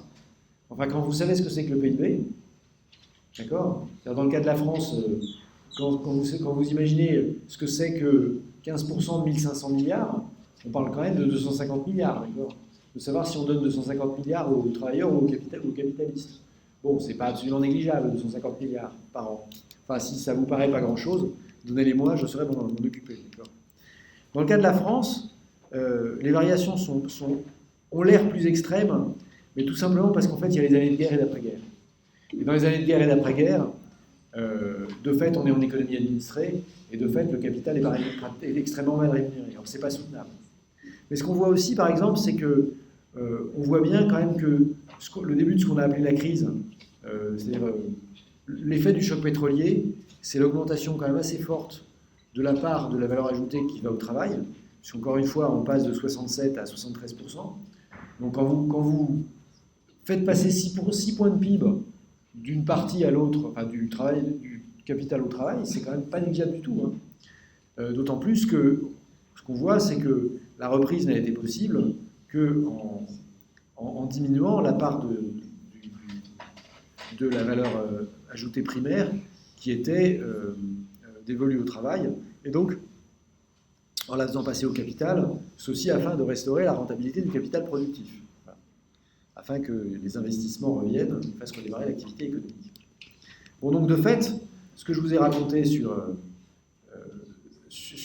l'idée de mesurer le stock de capital, et puis une fois qu'on a mesuré le stock de capital, ben comme ça, on peut s'en servir pour comprendre l'évolution du PIB comme étant le taux de croissance du PIB, comme étant la moyenne pondérée du taux de croissance du capital et du taux de croissance de la quantité travaillée dans l'économie, avec comme coefficient les parts respectives du capital et du travail dans la répartition primaire du PIB. Tout ça se tient, c'est merveilleux, c'est la grande harmonie du monde, et vous verrez tous les calculs au deuxième semestre, en cours de microéconomie. Aussi, venez nombreux. Même si on ne distribue pas de bonbons et chocolat glacés, on distribue de la science. Voilà, bon, alors, fin de la blague. En fait, fin aussi de cette affaire de diffusion de la révolution industrielle. Ce qu'on a vu, c'était que, on a vu qu'en gros, il y avait 4 conditions qui étaient nécessaires à la diffusion de la révolution industrielle, ça c'était dans le cours précédent. L'unification du marché intérieur, un protectionnisme autour de ce marché intérieur pour protéger le développement des industries naissantes, la création d'un secteur financier qui était absolument nécessaire pour financer la deuxième révolution industrielle, qui n'était pas une nécessité absolue pour la première révolution industrielle, et la généralisation de l'instruction, avec d'ailleurs en plus de la généralisation de l'instruction, en fait une poussée de la recherche fondamentale et appliquée, et donc de l'instruction supérieure. Alors, on a vu aussi que cette révolution industrielle, elle était le résultat d'un processus d'évolution des institutions, et donc que si cette évolution paraît rétrospectivement évidente, quand on regarde rétrospectivement le XVIIIe siècle britannique, c'est un peu moins clair quand on le vit, surtout étant donné le chaos politique de la France tout au long du XIXe siècle. Mais dans le cas de l'Allemagne, on a l'impression que l'Allemagne, elle a un plan pour faire la révolution industrielle, et aller plus loin, puisqu'elle ne s'arrête pas à la machine à vapeur, mais elle développe une sidérurgie et une chimie de pointe qui font d'elle le numéro 1 mondial de la chimie à la veille de la Première Guerre mondiale. Bon, et puis ce qu'on a vu aussi, c'est que, justement, dans un premier temps, on a parlé du rôle de l'instruction, mais ce qui devient nécessaire au cours de la deuxième révolution industrielle, c'est non seulement l'instruction, mais aussi un capital humain avec une formation supérieure, des chercheurs, des savants, des ingénieurs, qui permettent d'accroître le développement des techniques et des sciences et leur déploiement dans la production pour faire de nouvelles inventions. Bon, et que du coup, le pays qui raflait la mise, qui était les États-Unis, gagnait un leadership technologique. Il l'a gagné de manière un peu fortuite. Enfin, disons que c'est à l'occasion de la guerre qu'il a assis son leadership scientifique, technologique et artistique. Mais c'est pas non plus par hasard, parce que de fait, les Américains savaient ce qu'ils faisaient. Voilà. Bon, alors voilà donc pour la diffusion de la révolution industrielle, la première et la deuxième, non seulement en Europe, mais d'une certaine manière chez ce qu'on a appelé les drageons. Alors, je n'ai pas parlé beaucoup du Canada, de l'Australie et de la Nouvelle-Zélande, et vous m'en excuserez, mais enfin, d'un autre côté, on a 26 heures de cours. Et c'était peut-être les États-Unis qui étaient le drageon le plus intéressant, justement parce qu'il a au début subi, mais ensuite accompagné et même contrôlé ce processus de brain drain qui lui a permis de devenir le leader de la troisième révolution industrielle. Voilà, une question qui va se poser maintenant, c'est d'examiner comment ça se passe la révolution industrielle dans les autres pays du monde. Alors, on va commencer par les empires. Et quand on parle d'empire au moment de la révolution industrielle, on pense essentiellement à 4 entités géographiques. La Chine, l'Inde, l'Empire ottoman et la Russie. Donc de fait, il n'y a que l'Empire ottoman qu'on appelle explicitement Empire ottoman, parce qu'on ne sait pas comment le nommer, on n'appelle pas l'Empire, on n'appelle pas la Turquie à l'époque. Mais on pourrait dire aussi bien l'Empire russe, l'Empire britannique des Indes et l'Empire du Milieu, d'accord. Donc de fait, c'est les empires. Au passage, qu'est-ce qui fait la différence entre un empire et ce qui n'est pas un empire? C'est que dans un empire, contrairement à un État-nation, il n'y a pas de procédé d'assimilation des peuples conquis, d'accord. C'est qu'un empire, c'est un truc qui procède par conquête, mais qui ensuite laisse aux peuples conquis les privilèges de leur tradition, de leur religion, etc. C'est le cas en Chine où il y a 64 minorités culturelles. Alors, aujourd'hui, la Chine est quand même beaucoup moins un empire, mais à l'époque, c'en est tout à fait un. L'Inde, avec 2500 langues, des musulmans, des hindouistes, etc., n'en parlons pas. L'Empire ottoman, alors là, c'est un empire typique, puisque dans l'Empire ottoman, il y a ce qu'on appelle le système des millettes. C'est-à-dire qu'en gros, chaque minorité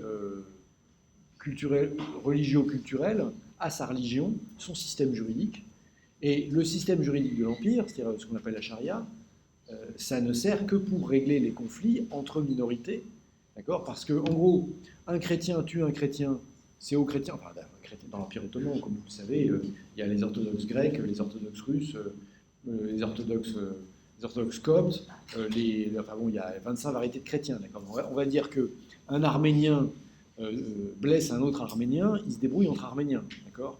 Un Arménien blesse un Alaouite, ça peut plus marcher puisque les deux ne sont pas du même millet, donc il faut aller devant un tribunal charaïque qui va décider comment est-ce qu'on répare, pour éviter que ce soit la guerre entre la communauté alaouite et la communauté des Arméniens. Donc, surtout que les Turcs s'occupaient plutôt bien de la communauté arménienne, si je puis me permettre. Mais donc le principe donc, de l'Empire ottoman, c'est que c'est clairement une agrégation d'entités culturelles et territoriales où chacun a son système réglementaire, sans nécessairement avoir un territoire. Il n'y a pas besoin d'être arménien en Arménie.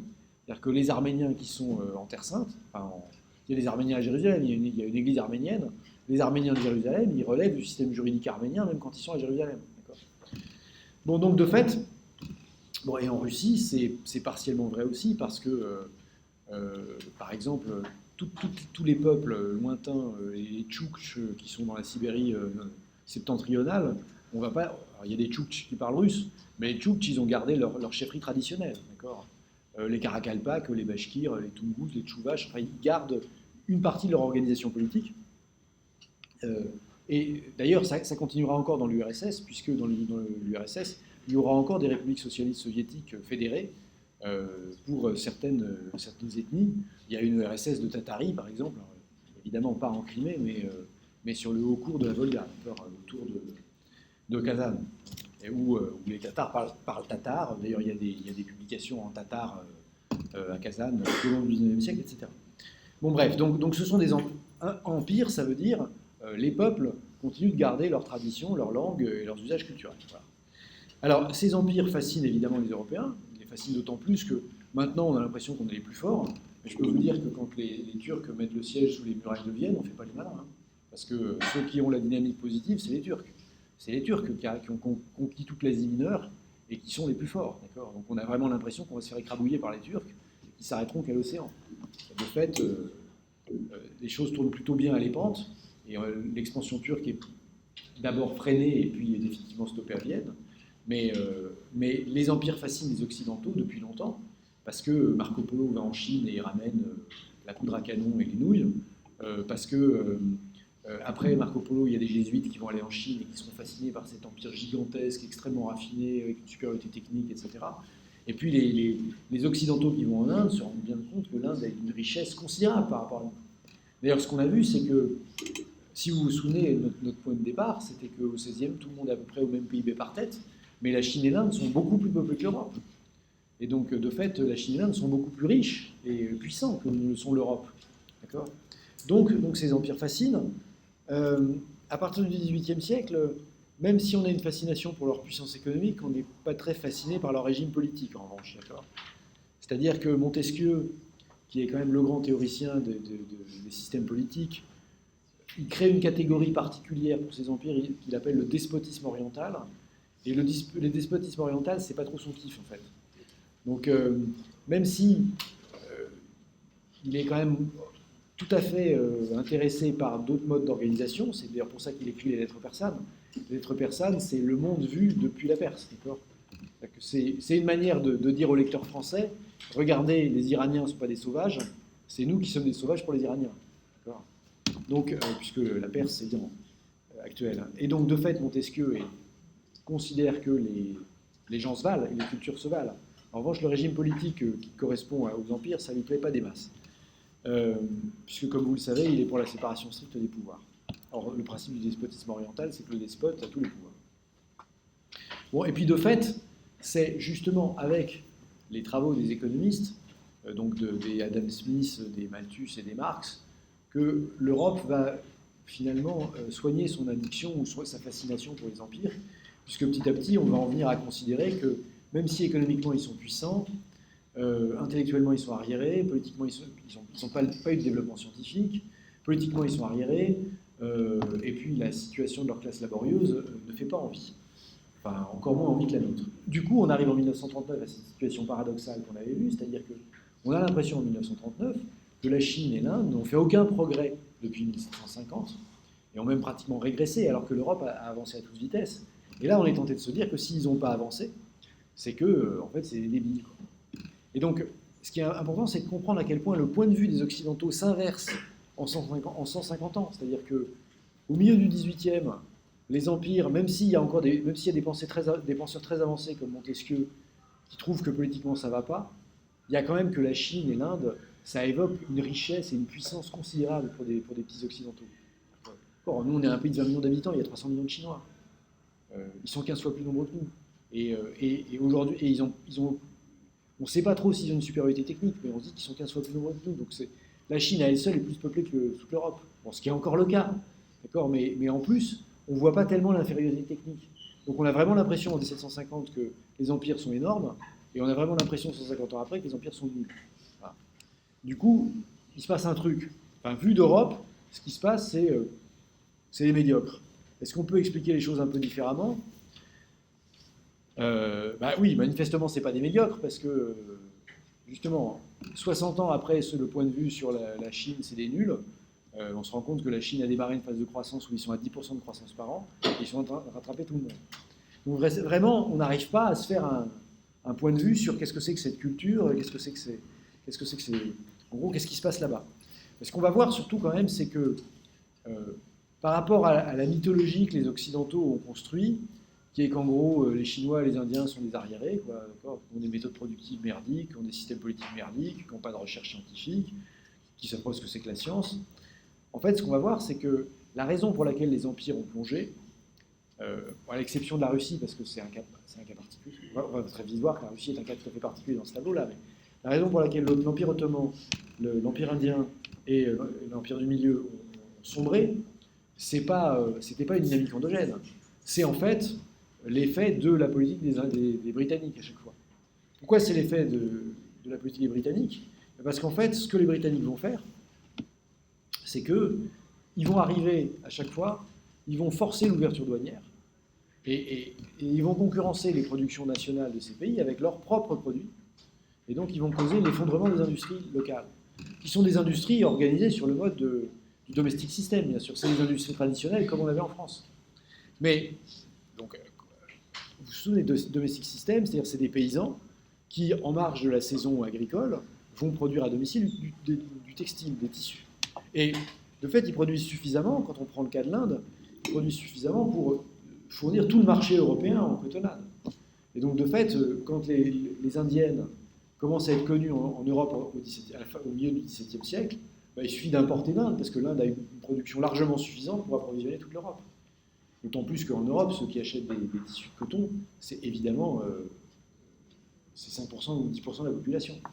Donc de fait, ça représente une demande très faible par rapport à la production indienne. Et donc, alors, il y a toute une école de pensée qui pense que la raison pour laquelle l'Inde, la Chine et l'Empire ottoman se sont écroulés, c'est parce que délibérément, les Occidentaux ont voulu affaiblir ces empires pour pouvoir les coloniser ensuite. Or, pour pouvoir coloniser ensuite les territoires.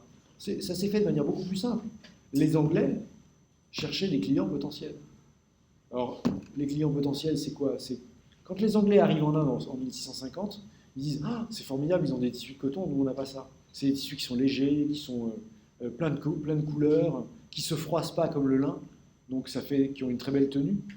Donc les Anglais sont fascinés par les cotonnades indiennes en 1650. Ils les importent, ils apprennent à faire mieux, ils développent toutes les machines qu'on a vues pour faire des fils beaucoup plus fins et donc des tissus beaucoup plus fins. Et quand rendu en 1850, ils trouvent que les productions indiennes sont merdiques et que les Indiens feraient bien mieux d'acheter des productions anglaises qui en plus ne sont pas plus chères. Et donc qu'est-ce qu'ils font? Ils vendent aux Indiens leur propre production. Et du coup, l'industrie indienne, évidemment, elle est concurrencée par une industrie britannique qui est moins coûteuse parce qu'elle a des machines et qui produit des biens d'une meilleure qualité. Donc l'industrie indienne s'effondre. Mais le plan des Anglais, c'est pas délibérément d'asservir l'Inde, c'est juste de vendre leur marchandise dont ils pensent qu'elle est meilleure. Voilà, ils le font en toute bonne foi. Bon, alors après, la bonne foi de Donald Trump, c'est parfois pas tout à fait la même bonne foi que la nôtre. Mais j'entends, c'est pas la peine de fantasmer un projet d'asservissement du monde de la part des puissances coloniales.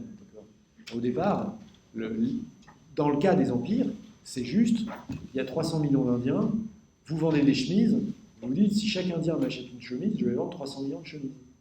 C'est ça que vous dites. Vous dites qu'il y a quand même un gros carnet de commandes potentiel. Et donc en fait, c'est une pure logique économique qui va détruire l'économie de ces empires. La pure logique économique étant le progrès technique en Angleterre et surtout en Angleterre et dans les pays avancés, dans les pays qui ont fait la révolution industrielle, plus la mondialisation, c'est-à-dire le développement des transports. Qu'est-ce que ça fait? Ça fait qu'en fait, les prix des productions européennes, même exportées dans les empires, deviennent compétitifs. Donc, qu'est-ce qui se passe? Il se passe que, alors que ces empires avaient un avantage compétitif au XVIIe ou au XVIIIe, parce qu'ils produisaient avec une main-d'œuvre à très bon marché, donc ils étaient compétitifs, ils ne le sont plus au XIXe. Comme ils ne le sont plus au XIXe, c'est même rentable pour eux d'abandonner leur production domestique pour acheter des chemises moins chères, des chemises anglaises moins chères.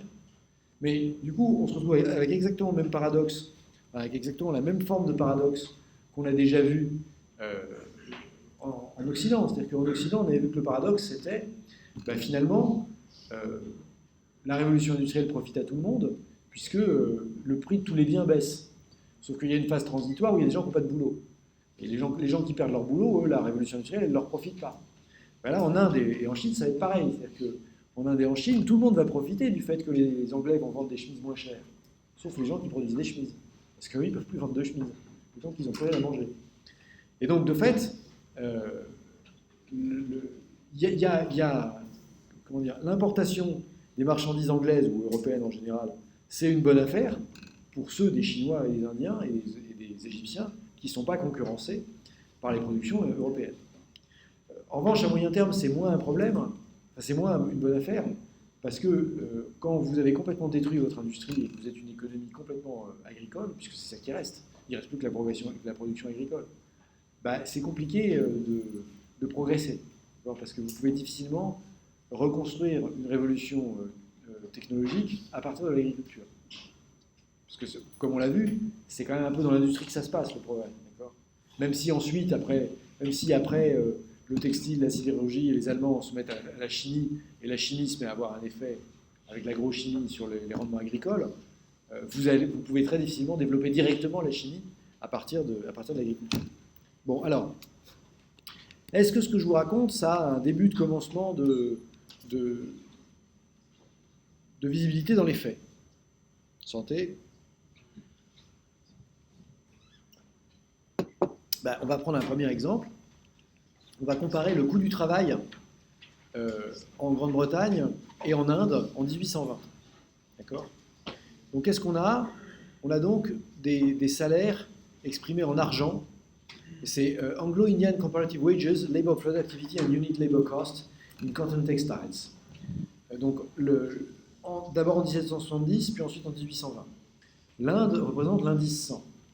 Donc, le salaire de l'ouvrier anglais, c'est 600, ce qui veut dire que l'ouvrier anglais en 1770 est 6 fois plus payé que l'ouvrier indien. Cela dit, il est plus productif, il produit 2 fois et demi plus que l'ouvrier indien.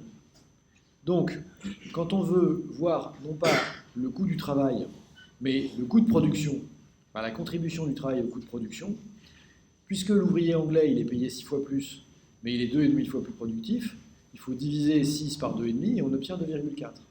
Donc en fait, le coût du travail britannique dans la production de coton est 2,4 fois supérieur au coût du travail indien dans la production de coton. Et donc, ou à la proportion du coût qui est dû au travail dans la production de coton en Inde. Bon, du coup, il est évident que les Indiens ont un avantage comparatif qui est le moindre, pas seulement le moindre coût du travail, mais la moindre contribution du travail au coût du produit fini, qui combine à la fois le coût et la productivité. 50 ans après, le coût du travail est toujours plus élevé en Grande-Bretagne, puisqu'il est encore 5 fois plus élevé qu'en Inde, mais la production en Grande-Bretagne a été multipliée par 5, si bien que maintenant, elle est 16,25 fois plus en Grande-Bretagne qu'elle n'est en Inde. Et donc, quand on fait le quotient du coût du travail du rapport du coût du travail par le rapport du coût du capital, ben on se rend compte que par unité de production, le coût du travail, il est en fait 68% moindre en Grande-Bretagne. Donc, il est un tiers en Grande-Bretagne de ce qu'il est en Inde. Évidemment, le coût du travail en termes de salaire, le salaire horaire, il est 5 fois plus en Grande-Bretagne. Mais comme l'ouvrier grand-breton produit 16 fois plus, eh bien, le coût du travail rapporté à la production, il est 2 tiers de moins en Grande-Bretagne que ce qu'il est en Inde. Et donc, du coup, on voit que maintenant, à partir de 1820, la Grande-Bretagne est devenue compétitive en termes de prix par rapport à l'Inde, alors qu'elle n'était pas 50 ans avant. Ça se traduit par la baisse des prix. Ça se traduit par la baisse des prix. Je peux vous donner des exemples. Alors, soit, en fait, c'est le tableau, d'accord. Qu'est-ce qu'on a? On a le prix, soit en pence par livre du fil, d'accord. D, ça veut dire denier, en fait, mais c'est les Anglais, ils count en pound, shilling et D pour pence, d'accord. Et je vous rappelle qu'en fait, on a 20 shillings de 12 pence jusqu'en 1972. Et donc, qu'est-ce qu'on voit? On voit qu'en 1780, le fil de 18. Qu'est-ce que c'est le fil de 18? C'est du fil dans lequel il y a en fait 18 fils par...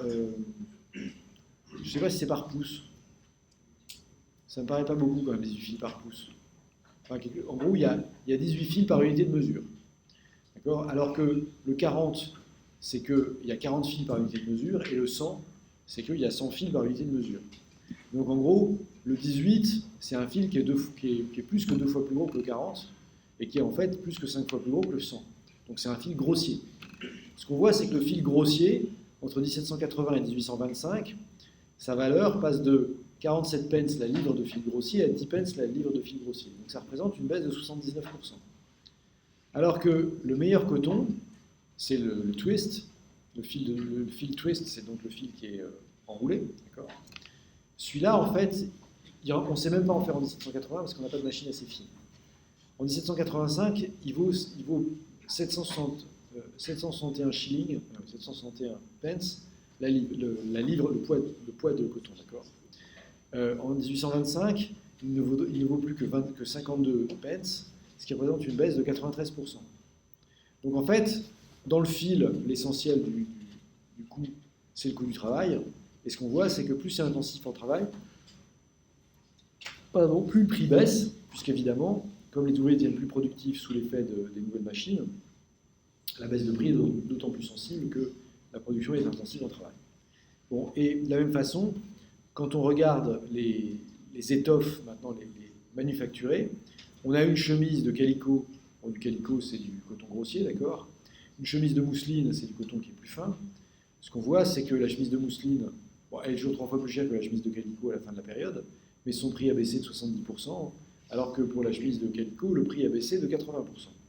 Donc, concrètement, qu'est-ce qui se passe? Il se passe qu'en 40 ans, on a vu que l'ouvrier anglais est devenu plus productif, et la baisse des produits semi-finis comme les fils ou finis comme les chemises est absolument considérable, puisque les prix baissent de 70%, de 70 à 90%. Alors, est-ce que, donc, baisse du coût du travail, baisse du coût de production, est-ce que ça veut dire pour autant que les Anglais vont réussir à vendre leur production en dehors du marché domestique? Oh oui alors, puisqu'on voit deux choses ici. Là, ici, ce qu'on voit, c'est en fait les exports de textiles indiens vers et les exports de textiles bengalais soit vers la Grande-Bretagne, soit vers le marché mondial. Donc en fait, pendant la décennie 1790, l'Inde exporte 4 millions et demi d'articles textiles à destination de la Grande-Bretagne, à destination du monde entier, dont la moitié à destination de la Grande-Bretagne, d'accord, et dans cette moitié, il y en a un tiers qui est produit par le Bengale. Dans la décennie suivante, on amorce une baisse des exportations indiennes totales vers la Grande-Bretagne, même si dans un premier temps, les exportations bengali augmentent. Tout ça pour se retrouver dans la décennie 1840, donc après 50 ans, avec en fait des exportations à destination de la Grande-Bretagne qui sont devenues seulement un septième de ce qu'elles étaient. Donc ça veut dire qu'elles ont baissé de 6 septièmes, et 6 septièmes, ça doit faire dans les 84%. Donc en 50 ans, les importations anglaises de textiles indiens ont baissé de 85%. Alors que si on regarde le reste du monde, pendant la même période, on est passé de 4500 à 2600. Donc pour le reste du monde, la baisse n'est pas du tout aussi forte. Et en fait, toute la baisse, en gros, l'Inde maintient ses exportations dans tous les pays du monde, sauf en Grande-Bretagne. Puisqu'en Grande-Bretagne, ça baisse de 2200 à 300, donc ça baisse de 1900, alors que dans le reste du monde, ça baisse de 4500 à 2600, ça baisse de 2900 aussi. Donc en fait, toute la baisse des exportations indiennes pendant la première moitié du 19e, c'est uniquement parce que les Anglais achètent moins de coton indien, parce qu'ils substituent de la consommation de coton britannique à la consommation de coton indien. Voilà. Bon, donc ça, c'est le premier effet de la baisse des prix relatifs. Comme les productions britanniques sont moins coûteuses, alors les Anglais préfèrent acheter des productions britanniques plutôt que continuer à acheter des productions indiennes. Le deuxième aspect, c'est qu'en plus, les Anglais vont se mettre à exporter vers le marché indien. Cette fois-ci, qu'est-ce qu'on fait? On regarde à la fois la quantité consommée, la quantité de textiles consommés en Inde, en millions de livres, d'accord, de livres, non pas de livres sterling, mais de livres de poids. Et puis on regarde quelle est la part de marché des exportations britanniques là-dedans. Et ce qu'on voit, c'est quoi? C'est que dans la décennie 1830, les Indiens consomment 375 millions de tonnes de coton pour s'habiller. Et puis dans la décennie 1880, ils en consomment 600. Donc l'augmentation est plus de 50%. Et en fait, l'essentiel de cette augmentation, elle est due à quoi? Elle est due simplement à l'arrivée des produits britanniques, qui représentent désormais presque 60% du marché en 1880, alors que c'était seulement 3% en 1831. Voilà. Donc en fait, au total, en un siècle et demi, la production britannique de textiles est multipliée par 500. Et en fait, on peut distinguer trois phases. Une première phase où la consommation purement britannique est marginale, parce que les Britanniques consomment essentiellement des cotonnettes indiennes. C'est le cas jusqu'à la fin des années 1770. Dans une deuxième phase, en fait, on a le coton qui se met à devenir un produit de grande consommation et à concurrencer la laine comme textile, comme matériau textile pour l'habillement. C'est ce qui explique l'augmentation considérable de la consommation de coton en Grande-Bretagne. Et puis dans une troisième phase, la Grande-Bretagne, elle se met non seulement à équiper les grands bretons avec du coton, mais aussi à exporter, et en particulier à exporter à destination du pays qui est pourtant le symbole de la production de coton, qui est l'Inde, d'accord. Que la Grande-Bretagne, à partir des années, on va dire, enfin 1830 ça commence, mais c'est bien significatif dans les années 1850. Dans les années 1850, la Grande-Bretagne est un exportateur de textiles, non seulement à destination du marché mondial, mais même à destination des producteurs de textiles, puisque la Grande-Bretagne est produite dans des conditions de prix qui sont très, très intéressantes. Bon, et donc si on regarde, au bout du compte, la consommation de coton en Grande-Bretagne, alors cette consommation de coton, donc c'est pour l'habillement naturellement.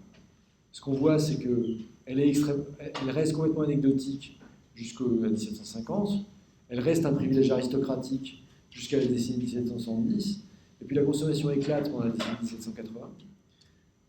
Bon, alors elle éclate, parce qu'elle est 15 fois ce qu'elle était un siècle avant. mais elle va encore être multipliée par 30 au cours des 60 années à venir. Et ce qu'on voit, c'est que c'est quand même, en gros, c'est au début du 19e que les produits de coton vont devenir des produits de consommation de masse. Et alors, la blague, c'est qu'en fait, à partir des années 1870, les Anglais vont déplacer leur filature, donc la partie de la production textile qui consiste à fabriquer le fil, dans la région de Bombay, et ils vont développer d'autres cultures textiles en Inde, d'accord, à tel point qu'en 1913, la région de Bombay transforme plus de coton brut en fil de coton que des pays comme la France, par exemple, qui sont pourtant des pays avec une industrie textile. Donc de fait, Bombay est redevenu un centre de production textile, mais pas un centre de production textile autonome qui fabrique des vêtements comme il les fabriquait un siècle auparavant. C'est un centre de production textile qui est intégré dans la chaîne logistique britannique. C'est-à-dire que les Anglais font faire leur fil à Bombay et ils importent le fil. Vous voyez qu'on a vraiment affaire à une première mondialisation, avec une première division internationale du processus productif, où toute la production d'un bien, ce n'est pas un endroit, mais les Anglais se gardent la fin de la production textile parce que c'est là qu'il y a la valeur ajoutée, et tout le début, c'est-à-dire la fabrication du fil, c'est retransféré dans les pays où on peut faire ça à bas coût, puisque en 1900, il n'y a plus tellement d'innovation sur le filage, d'accord. Et donc, du coup, comme on a un produit qui est mature, ce qui va faire la compétitivité, c'est la faiblesse des coûts du prix dans les coûts de production. Pardon, du salaire dans les coûts de production. Donc, il faut employer une main-d'œuvre pas chère. En fait, en dépit du fait qu'il y a une industrie de filage du coton à Bombay, ça ne veut pas dire pour autant qu'il y a une révolution industrielle qui va se développer en Inde, bien au contraire. Alors pourquoi il semblerait quand même que la population active occupée à l'industrie en Inde, ce soit en moyenne moins de 1%, avec des pointes à 6% dans certaines régions, comme le Bihar. Mais si on regarde justement cette région du Bihar, la part de la population active qui était employée dans l'industrie a régressé, puisqu'elle était de l'ordre de 20 à 25% au début du 19e, et qu'elle n'est plus que de 6% en 1913. Bon, pourquoi? Ben justement parce que la concurrence britannique a ruiné l'industrie domestique, et donc de fait, l'industrie résiduelle en Inde en 1914, ça n'est plus les entreprises industrielles traditionnelles qui auraient résisté à je ne sais pas quoi. C'est que toute l'industrie qui existe en Inde, elle est intégrée dans une division internationale du processus productif au bénéfice des producteurs anglais. Bon, alors, voilà qui est bien. J'ai oublié de vous parler de ça, tiens. Alors, effectivement, puisqu'on parle de l'Inde, on peut remarquer que, bon, on a le sentiment quand même que les Britanniques développent leur commerce de manière intelligente, puisque, en particulier, ils ne conquièrent pas l'Inde. L'Inde n'est qu'un protectorat. Ce qu'ils font, c'est qu'ils font administrer l'Inde par des compagnies comme par la Compagnie générale des Indes, et ils utilisent l'Inde comme un marché pour vendre leur production, ce qui leur évite des crises de sous-consommation. Une question qui se pose justement, c'est est-ce que ce commerce, comment est-ce qu'il le développe en lui-même? Il faut dire que depuis très longtemps, les Britanniques ont été attentifs à la façon dont ils allaient développer leur marché. En particulier, il y a une série de Navigation Acts qui sont pris à partir du milieu du XVIIe siècle et qui ont pour objet d'obliger les gens qui font du commerce entre les colonies britanniques et l'Empire britannique à utiliser des navires affrétés avec un pavillon anglais. Donc de fait, par les British Navigation Acts, bon, alors qui ne vont pas de soi parce qu'il faut les renouveler souvent, ça prouve qu'ils ne sont pas appliqués, mais le sujet qui est là, c'est celui de se dire, si on laisse opérer le transport commercial par d'autres que par nous, alors on risque d'être un jour dépendant de ces autres pour pouvoir vendre nos marchandises. Il vaut bien mieux, au contraire, un bon vieux protectionnisme qui va permettre de développer notre flotte commerciale, en fait, non seulement pour des raisons commerciales, mais aussi pour des raisons militaires, parce qu'il n'y a pas de marine militaire permanente, et que quand il y a un conflit, on mobilise les marins, et donc il vaut mieux avoir la flotte commerciale la plus grande possible, parce que ça permettra de conduire de mettre des hommes dans une flotte de guerre. Et donc, si on a la plus grande marine commerciale, on aura aussi certainement la meilleure flotte de guerre. Donc, développement du commerce, développement de la flotte pour développer le commerce, les Anglais ont aussi compris que la guerre, ça servait à ouvrir les routes commerciales. D'accord ? C'est le cas de la guerre de 7 ans. Je ne sais pas si vous avez une idée précise de ce que c'est que la guerre de 7 ans, mais c'est un machin qui dure en gros de 1756 à 1763, et c'est la Première Guerre mondiale. Pourquoi c'est la Première Guerre mondiale ? Parce que pendant la guerre de 7 ans, on se bat en Europe, mais on se bat aussi en Inde, et on se bat aussi aux Amériques. Alors les guerres de la guerre de 7 ans, si vous voulez les retrouver, il y a un autre film de Kubrick, décidément, qui est Barry Lyndon, qui est un film absolument sublime, qui se passe pendant... Enfin, j'entends, les plans de Barry Lyndon sont magnifiques, et ça décrit la guerre de 7 ans. Mais les Français sont très concernés dans la guerre de 7 ans par les combats extra-européens, en particulier parce qu'on a des possessions aux Amériques. Or, ces possessions aux Amériques, elles intéressent les Anglais. Pourquoi elles intéressent les Anglais ? Parce que, vous le savez, en fait, comme les Français sont installés dans ce qu'on appelle maintenant, enfin, dans ce qu'on appelle à l'époque la Louisiane, mais qui n'est pas seulement la Louisiane actuelle. La Louisiane actuelle, c'est juste le golfe du Mexique. En fait, la Louisiane française, elle va du golfe du Mexique jusqu'au cercle polaire. Donc en fait, elle double la côte est par l'intérieur, et du coup, les Anglais peuvent plus s'étendre à l'intérieur du pays. Donc c'est un enjeu important pour les Anglais de chasser les Français pour pouvoir récupérer l'extension vers l'intérieur des États-Unis. Enfin, de ce qui n'est pas encore les États-Unis, puisque à l'époque, c'est les 13 colonies britanniques d'Amérique. Et donc, de fait, les Anglais vont mener la guerre contre nos possessions. Je le dis comme ça, mais ils vont la mener de manière très intelligente. Enfin, plutôt ils vont mener surtout la guerre contre les francophones. Puisque c'est à l'occasion de cette guerre de 7 ans qu'on va avoir la première déportation massive de population civile. Puisque les Anglais ont compris qu'ils n'allaient pas gagner la guerre s'ils laissaient des paysans francophones qui allaient être sympathisants avec les armées francophones. Et donc ce qu'ils font, c'est qu'ils prennent les paysans francophones d'Acadie, qui est en gros la côte du Québec, et les Acadiens, ils les déplacent en Floride au sud, de sorte que les Acadiens ne puissent pas soutenir l'armée régulière française, de sorte qu'ils puissent battre l'armée française. Et donc s'il y a des Cajuns en Louisiane aujourd'hui, c'est parce que ces Cajuns, c'est une déformation d'Acadiens, d'accord ? C'est les Acadiens qui ont été trimballés par les Anglais en 1757, avant la campagne militaire. Bon, et puis il y a une deuxième campagne militaire en Inde, parce que les Français ont des comptoirs aux Indes, nommément Pondichéry, Pondichéry, Goa, je ne sais plus ce que c'est, Pondichéry, Mahé, Caraïcal, et le dernier, je ne sais plus ce que c'est, enfin il y en a 4. Donc, c'est Pondichéry, c'est sûr, c'est Mahé, c'est sûr, c'est Caraïcal, c'est sûr, et c'est Chandernagore, voilà, j'y suis. Donc 4 comptoirs. Ces comptoirs, concrètement, c'est qu'on a des positions dans les villes avec lesquelles on peut faire commerce. Et les Anglais savent que s'ils veulent pénétrer l'Inde, enfin, s'ils veulent en gros, avoir le marché indien, il faut qu'ils commencent par chasser les Français. Et donc, en fait, ils vont utiliser cette guerre de 7 ans pour manœuvrer les Français et les chasser et d'Amérique et d'Inde. De fait, ils nous chassent d'Inde. Bon, alors il reste à Pondichéry une tradition francophone, etc. Et vous savez en particulier que la licence d'AES de l'Université Paris Sorbonne est déployée à Pondichéry, ce qui ne date pas du XVIIIe siècle, puisque ça s'est fait, en fait, ça se fait il y a une dizaine d'années. Donc il reste des traces de francophonie en Inde, qui sont quand même extrêmement résiduelles par rapport à la trace de la présence britannique. Quant aux Amériques, de fait, les Anglais n'ont pas réussi à chasser les Français complètement, mais ils les ont battus militairement, ce qui leur a permis de s'étendre et de récupérer le Canada à leur profit. Et puis ils rachèteront le reste à Bonaparte, qui se débarrassera de la Louisiane pour quelques millions de francs or. Mais surtout, si vous voulez, ce qui est extraordinaire, c'est que cette guerre que Louis XV mène pendant 7 ans, finalement, la France n'en tire aucun profit.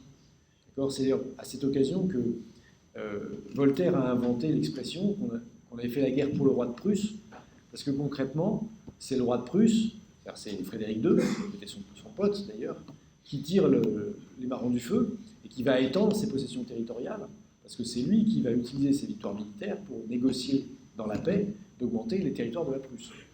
Les Français, ils n'ont rien négocié du tout parce qu'ils se sont battus pour l'honneur. Donc en gros, ils ont fait mourir des soldats et ils ont dépensé plein d'argent des impôts, juste pour l'honneur. Et donc cette expression, faire quelque chose pour le roi de Prusse, ça veut dire que vous travaillez pour quelqu'un d'autre. D'accord ? Bon, les Anglais, eux, les choses sont très claires.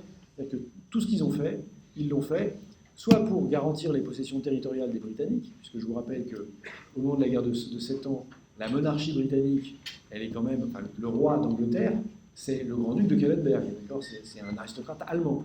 Alors, il se trouve que George IV, il parle anglais, mais George III, il parlait à peine anglais, d'accord. Il arrivait de Kellenberg avec Handel dans ses baloches, et il était venu avec sa cour allemande et il parlait allemand. Il acceptait d'être roi d'Angleterre parce qu'on lui avait demandé, mais ce n'était pas son pays. Bon, et donc les Anglais, pendant la guerre de 7 ans, ont conservé leur possession territoriale, qui est en gros la région de Brême, d'accord. Mais surtout, ils ont ouvert des routes commerciales vers les trappeurs du Grand Nord, etc., au Canada, et ils ont gagné les comptoirs en Inde. Voilà. Donc typiquement, les Anglais, quand ils font la guerre, eux, c'est pour développer le commerce. Et ils ne sont pas les seuls, puisqu'ils ont une concurrence tout au long du XVIIIe siècle, qui est la VOC. Je ne sais pas si j'ai parlé de la VOC. La VOC, c'est la Compagnie des Indes des Néerlandais. Donc ça s'appelle VOC parce que c'est Véronique de Unie Ostindische, donc des Indes orientales compagnie, d'accord. Et cette VOC, c'était le fer de lance de la croissance du commerce néerlandais, mais il se trouve que justement, c'est aussi ce que les Anglais vont s'efforcer d'éliminer. Et la 4e guerre anglo-néerlandaise, il y en a eu 3 dans les années 1660. La 4e guerre anglo-néerlandaise, c'est celle qui va permettre aux Anglais de démanteler, enfin, ce qu'ils vont négocier comme traité de paix, c'est le démantèlement de la VOC, au profit du monopole de l'East India Company, qui se met à avoir le monopole du commerce de l'Inde, d'accord. Et pourquoi monopole du commerce de l'Inde? C'est parce qu'en gros, les Britanniques, enfin, la couronne britannique accorde à l'East India Company le monopole du commerce avec l'Inde, le monopole de la vente en Inde des produits britanniques, en échange de quoi c'est l'East India Company qui se charge d'administrer, concrètement, de payer l'armée quand il y a une révolte.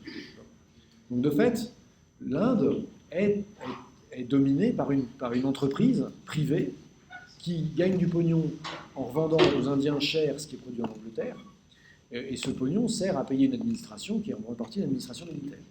Donc exemple, vous prenez le fil de 40, dont on a parlé tout à l'heure, en 1812, ça vaut 30 pence la livre de fil en Angleterre, c'est vendu par l'East India Company en Inde, 43 pence la livre. Mais si vous voulez acheter du fil de 40, vous êtes obligé d'acheter ce fil-là. Donc c'est vrai que l'une des raisons pour laquelle l'industrie indienne n'est pas très compétitive, c'est qu'évidemment on lui casse un peu ses approvisionnements. Mais de fait, ce qu'on a vu aussi, c'était que du point de vue du travail, l'industrie britannique est devenue plus productive grâce aux machines. Bon alors,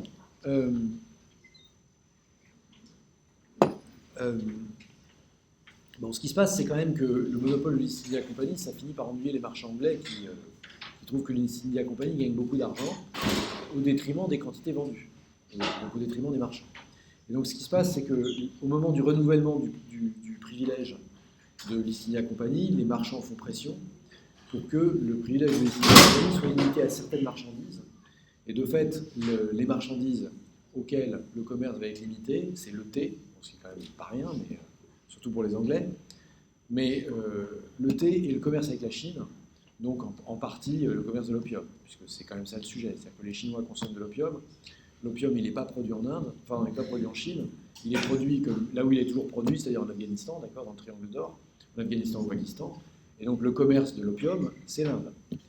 Donc on dit en gros, à partir de 1812, les cocos, vous n'avez plus le monopole de la vente des produits britanniques en Inde, vous avez le monopole de la vente du thé indien en Grande-Bretagne, vous ferez assez de pognon comme ça, et le monopole de la vente de l'opium indien en Chine. Et avec ça, il va falloir faire quoi? Il va falloir mater les mutineries. Exemple, grande mutinerie de 1857. Grande mutinerie de 1857, ça dure quand même un an. D'accord, ça dure un an.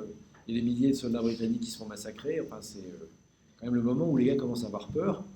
Et en fait, ce qui se passe, c'est que les Britanniques se rendent compte que l'East India Company n'a pas les moyens de réagir à ce genre de problème politique majeur. D'accord, c'est que de fait, s'il y a une révolte à l'échelle de l'Inde, l'entreprise privée East India Company n'a pas les moyens de faire. Donc c'est l'État britannique qui va récupérer la main. Et de fait, on va développer un réseau de voies ferrées pour pouvoir déplacer les troupes. c'est pas vraiment l'optique révolution industrielle, d'accord.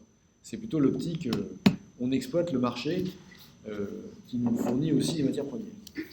Bon, alors évidemment, quand on fait 60 000 km de voies ferrées en Inde, on ne construit pas les usines sidérurgiques pour faire les locomotives en Inde. D'accord, on importe tout du Royaume-Uni. Donc vous voyez clairement que l'Inde, c'est essentiellement un marché. Et d'ailleurs, alors en 1857, on n'a pas tellement ce problème en France, puisqu'on n'a pas vraiment de colonies. Enfin, pas beaucoup de colonies.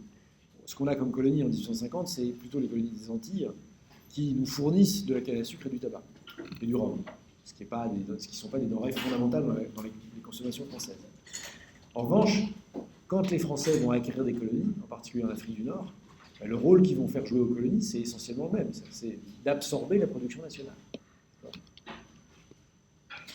Bon, alors, en fait, si l'Inde, en gros, fournit le protocole, fournit l'exemple du pays dont l'industrialisation a été totalement bloquée par, justement, la mise en coupe réglée par une puissance coloniale qui veut faire de ce pays un pur pays de demande et qui bloque le développement industriel, pas en empêchant le développement industriel, parce qu'on a vu que les Anglais, à un moment donné, ils réinstallent des machines pour fabriquer du fil de coton, ou parce qu'on a vu que les Anglais, ils installaient des voies ferrées. Donc c'est pas que les Anglais veuillent bloquer le développement industriel, c'est simplement que les Anglais considèrent en fait que l'Inde, c'est un grand marché, et que ce marché, il peut produire ce qu'il peut produire moins cher que l'Angleterre, mais on ne va pas s'amuser à développer une offre productive en Inde.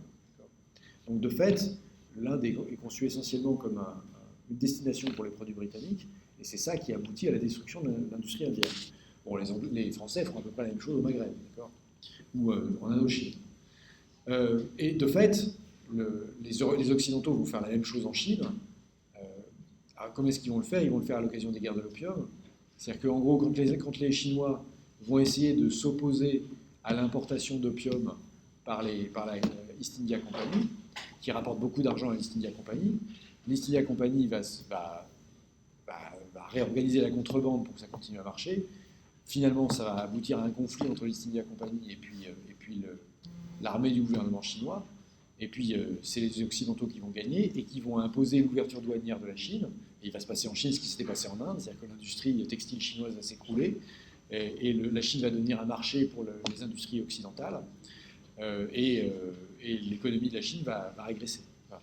Alors, le cas intéressant, c'est en fait que tous les pays, tous les empires se sont pas laissés avoir de la même manière. La raison pour laquelle les Chinois ou les Indiens se sont fait avoir, c'est essentiellement leur morcellement politique qui a fait que, en gros, c'était des royaumes combattants et qu'il n'y avait pas d'unité politique pour résister aux Occidentaux. Dans l'Empire ottoman, il y a à un moment donné, une volonté à la fois de résister aux Occidentaux, mais de faire quelque chose.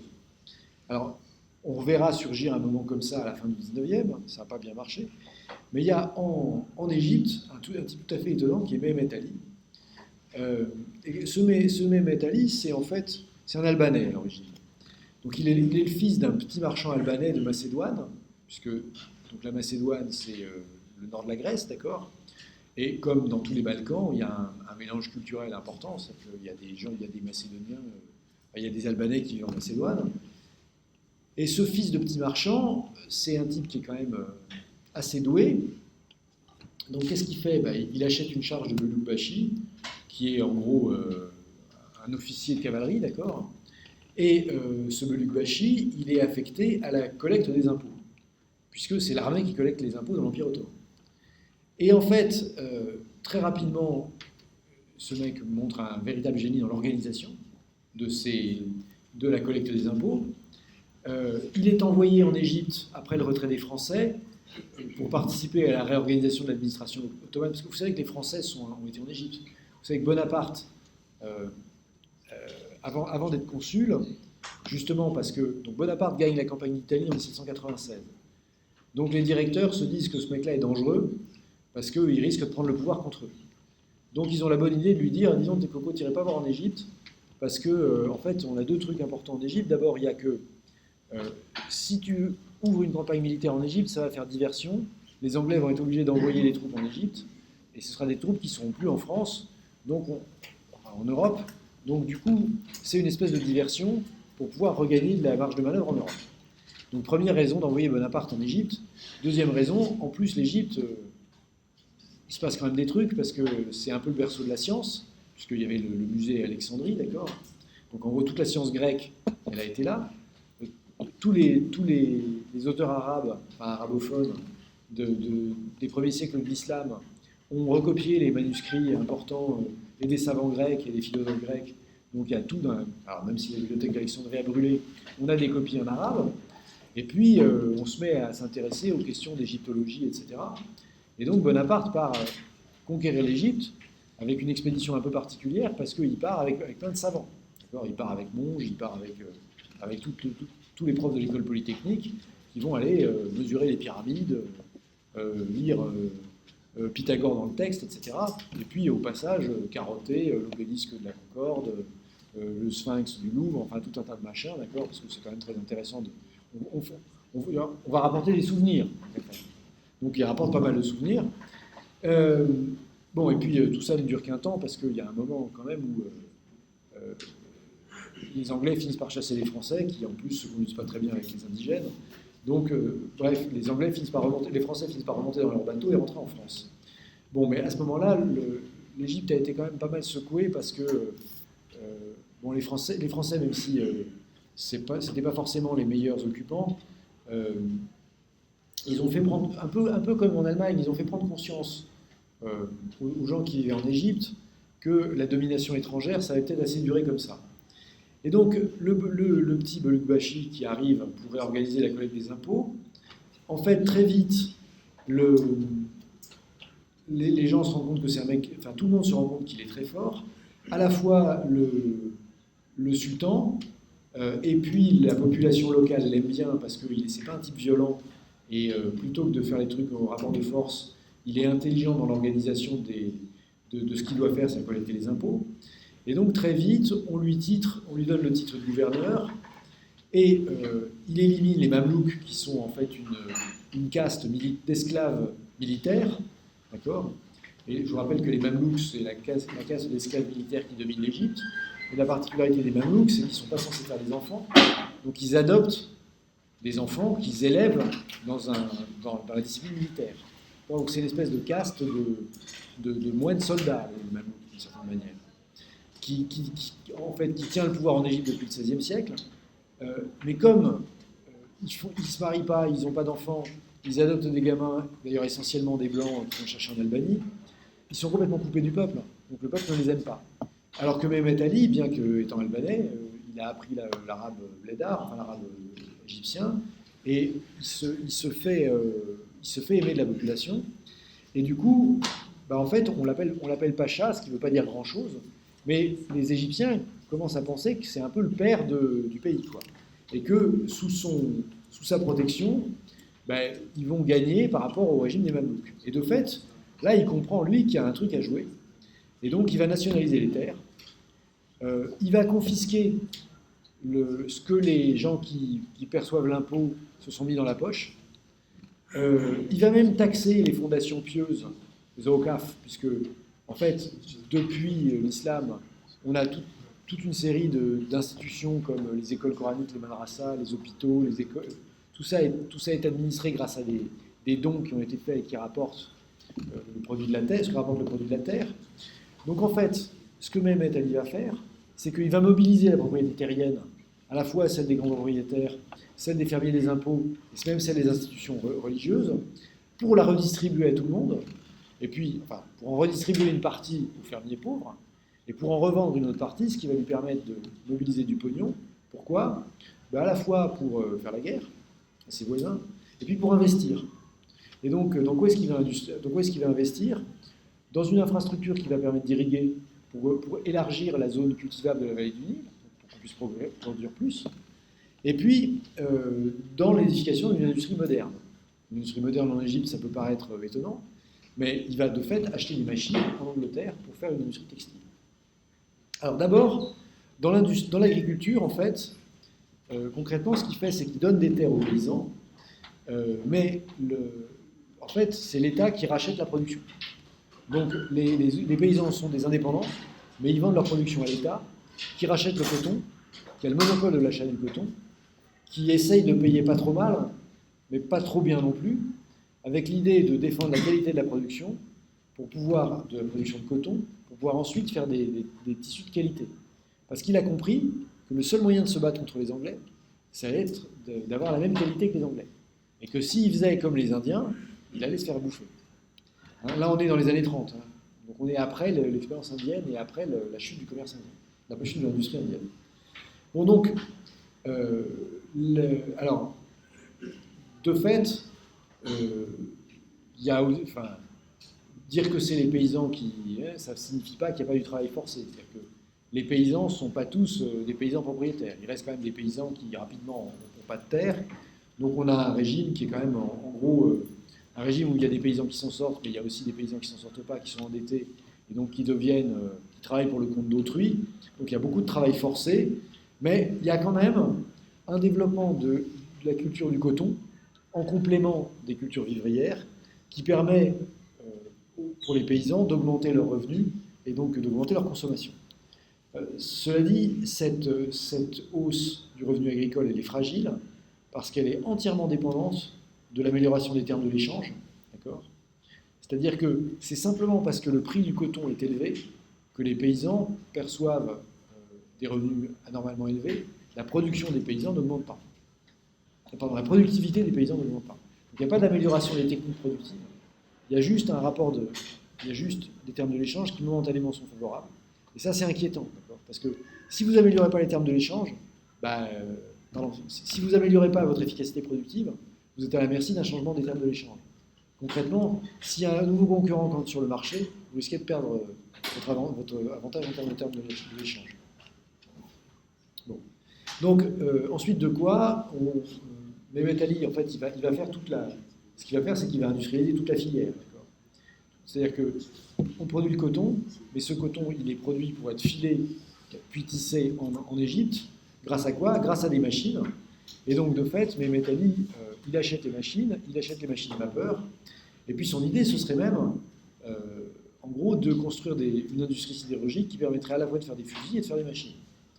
Bon, alors, il y a un article récent qui est sur le site qui montre en fait que l'Égypte a modernisé son industrie plus rapidement que l'Europe, entre 1800 et 1830, si on fait l'exception de la Grande-Bretagne. C'est-à-dire qu'entre 1800 et 1830, l'Égypte installe plus de machines modernes que la France, la Belgique et l'Allemagne réunies.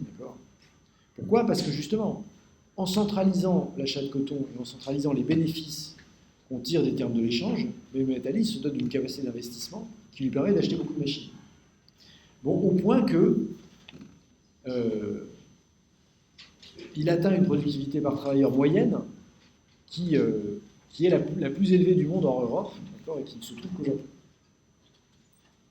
Bon, manque de bol, ce qui va se passer, c'est que, en gros, il va devenir un peu évident qu'il peut devenir puissant et que son affaire, ça peut réussir.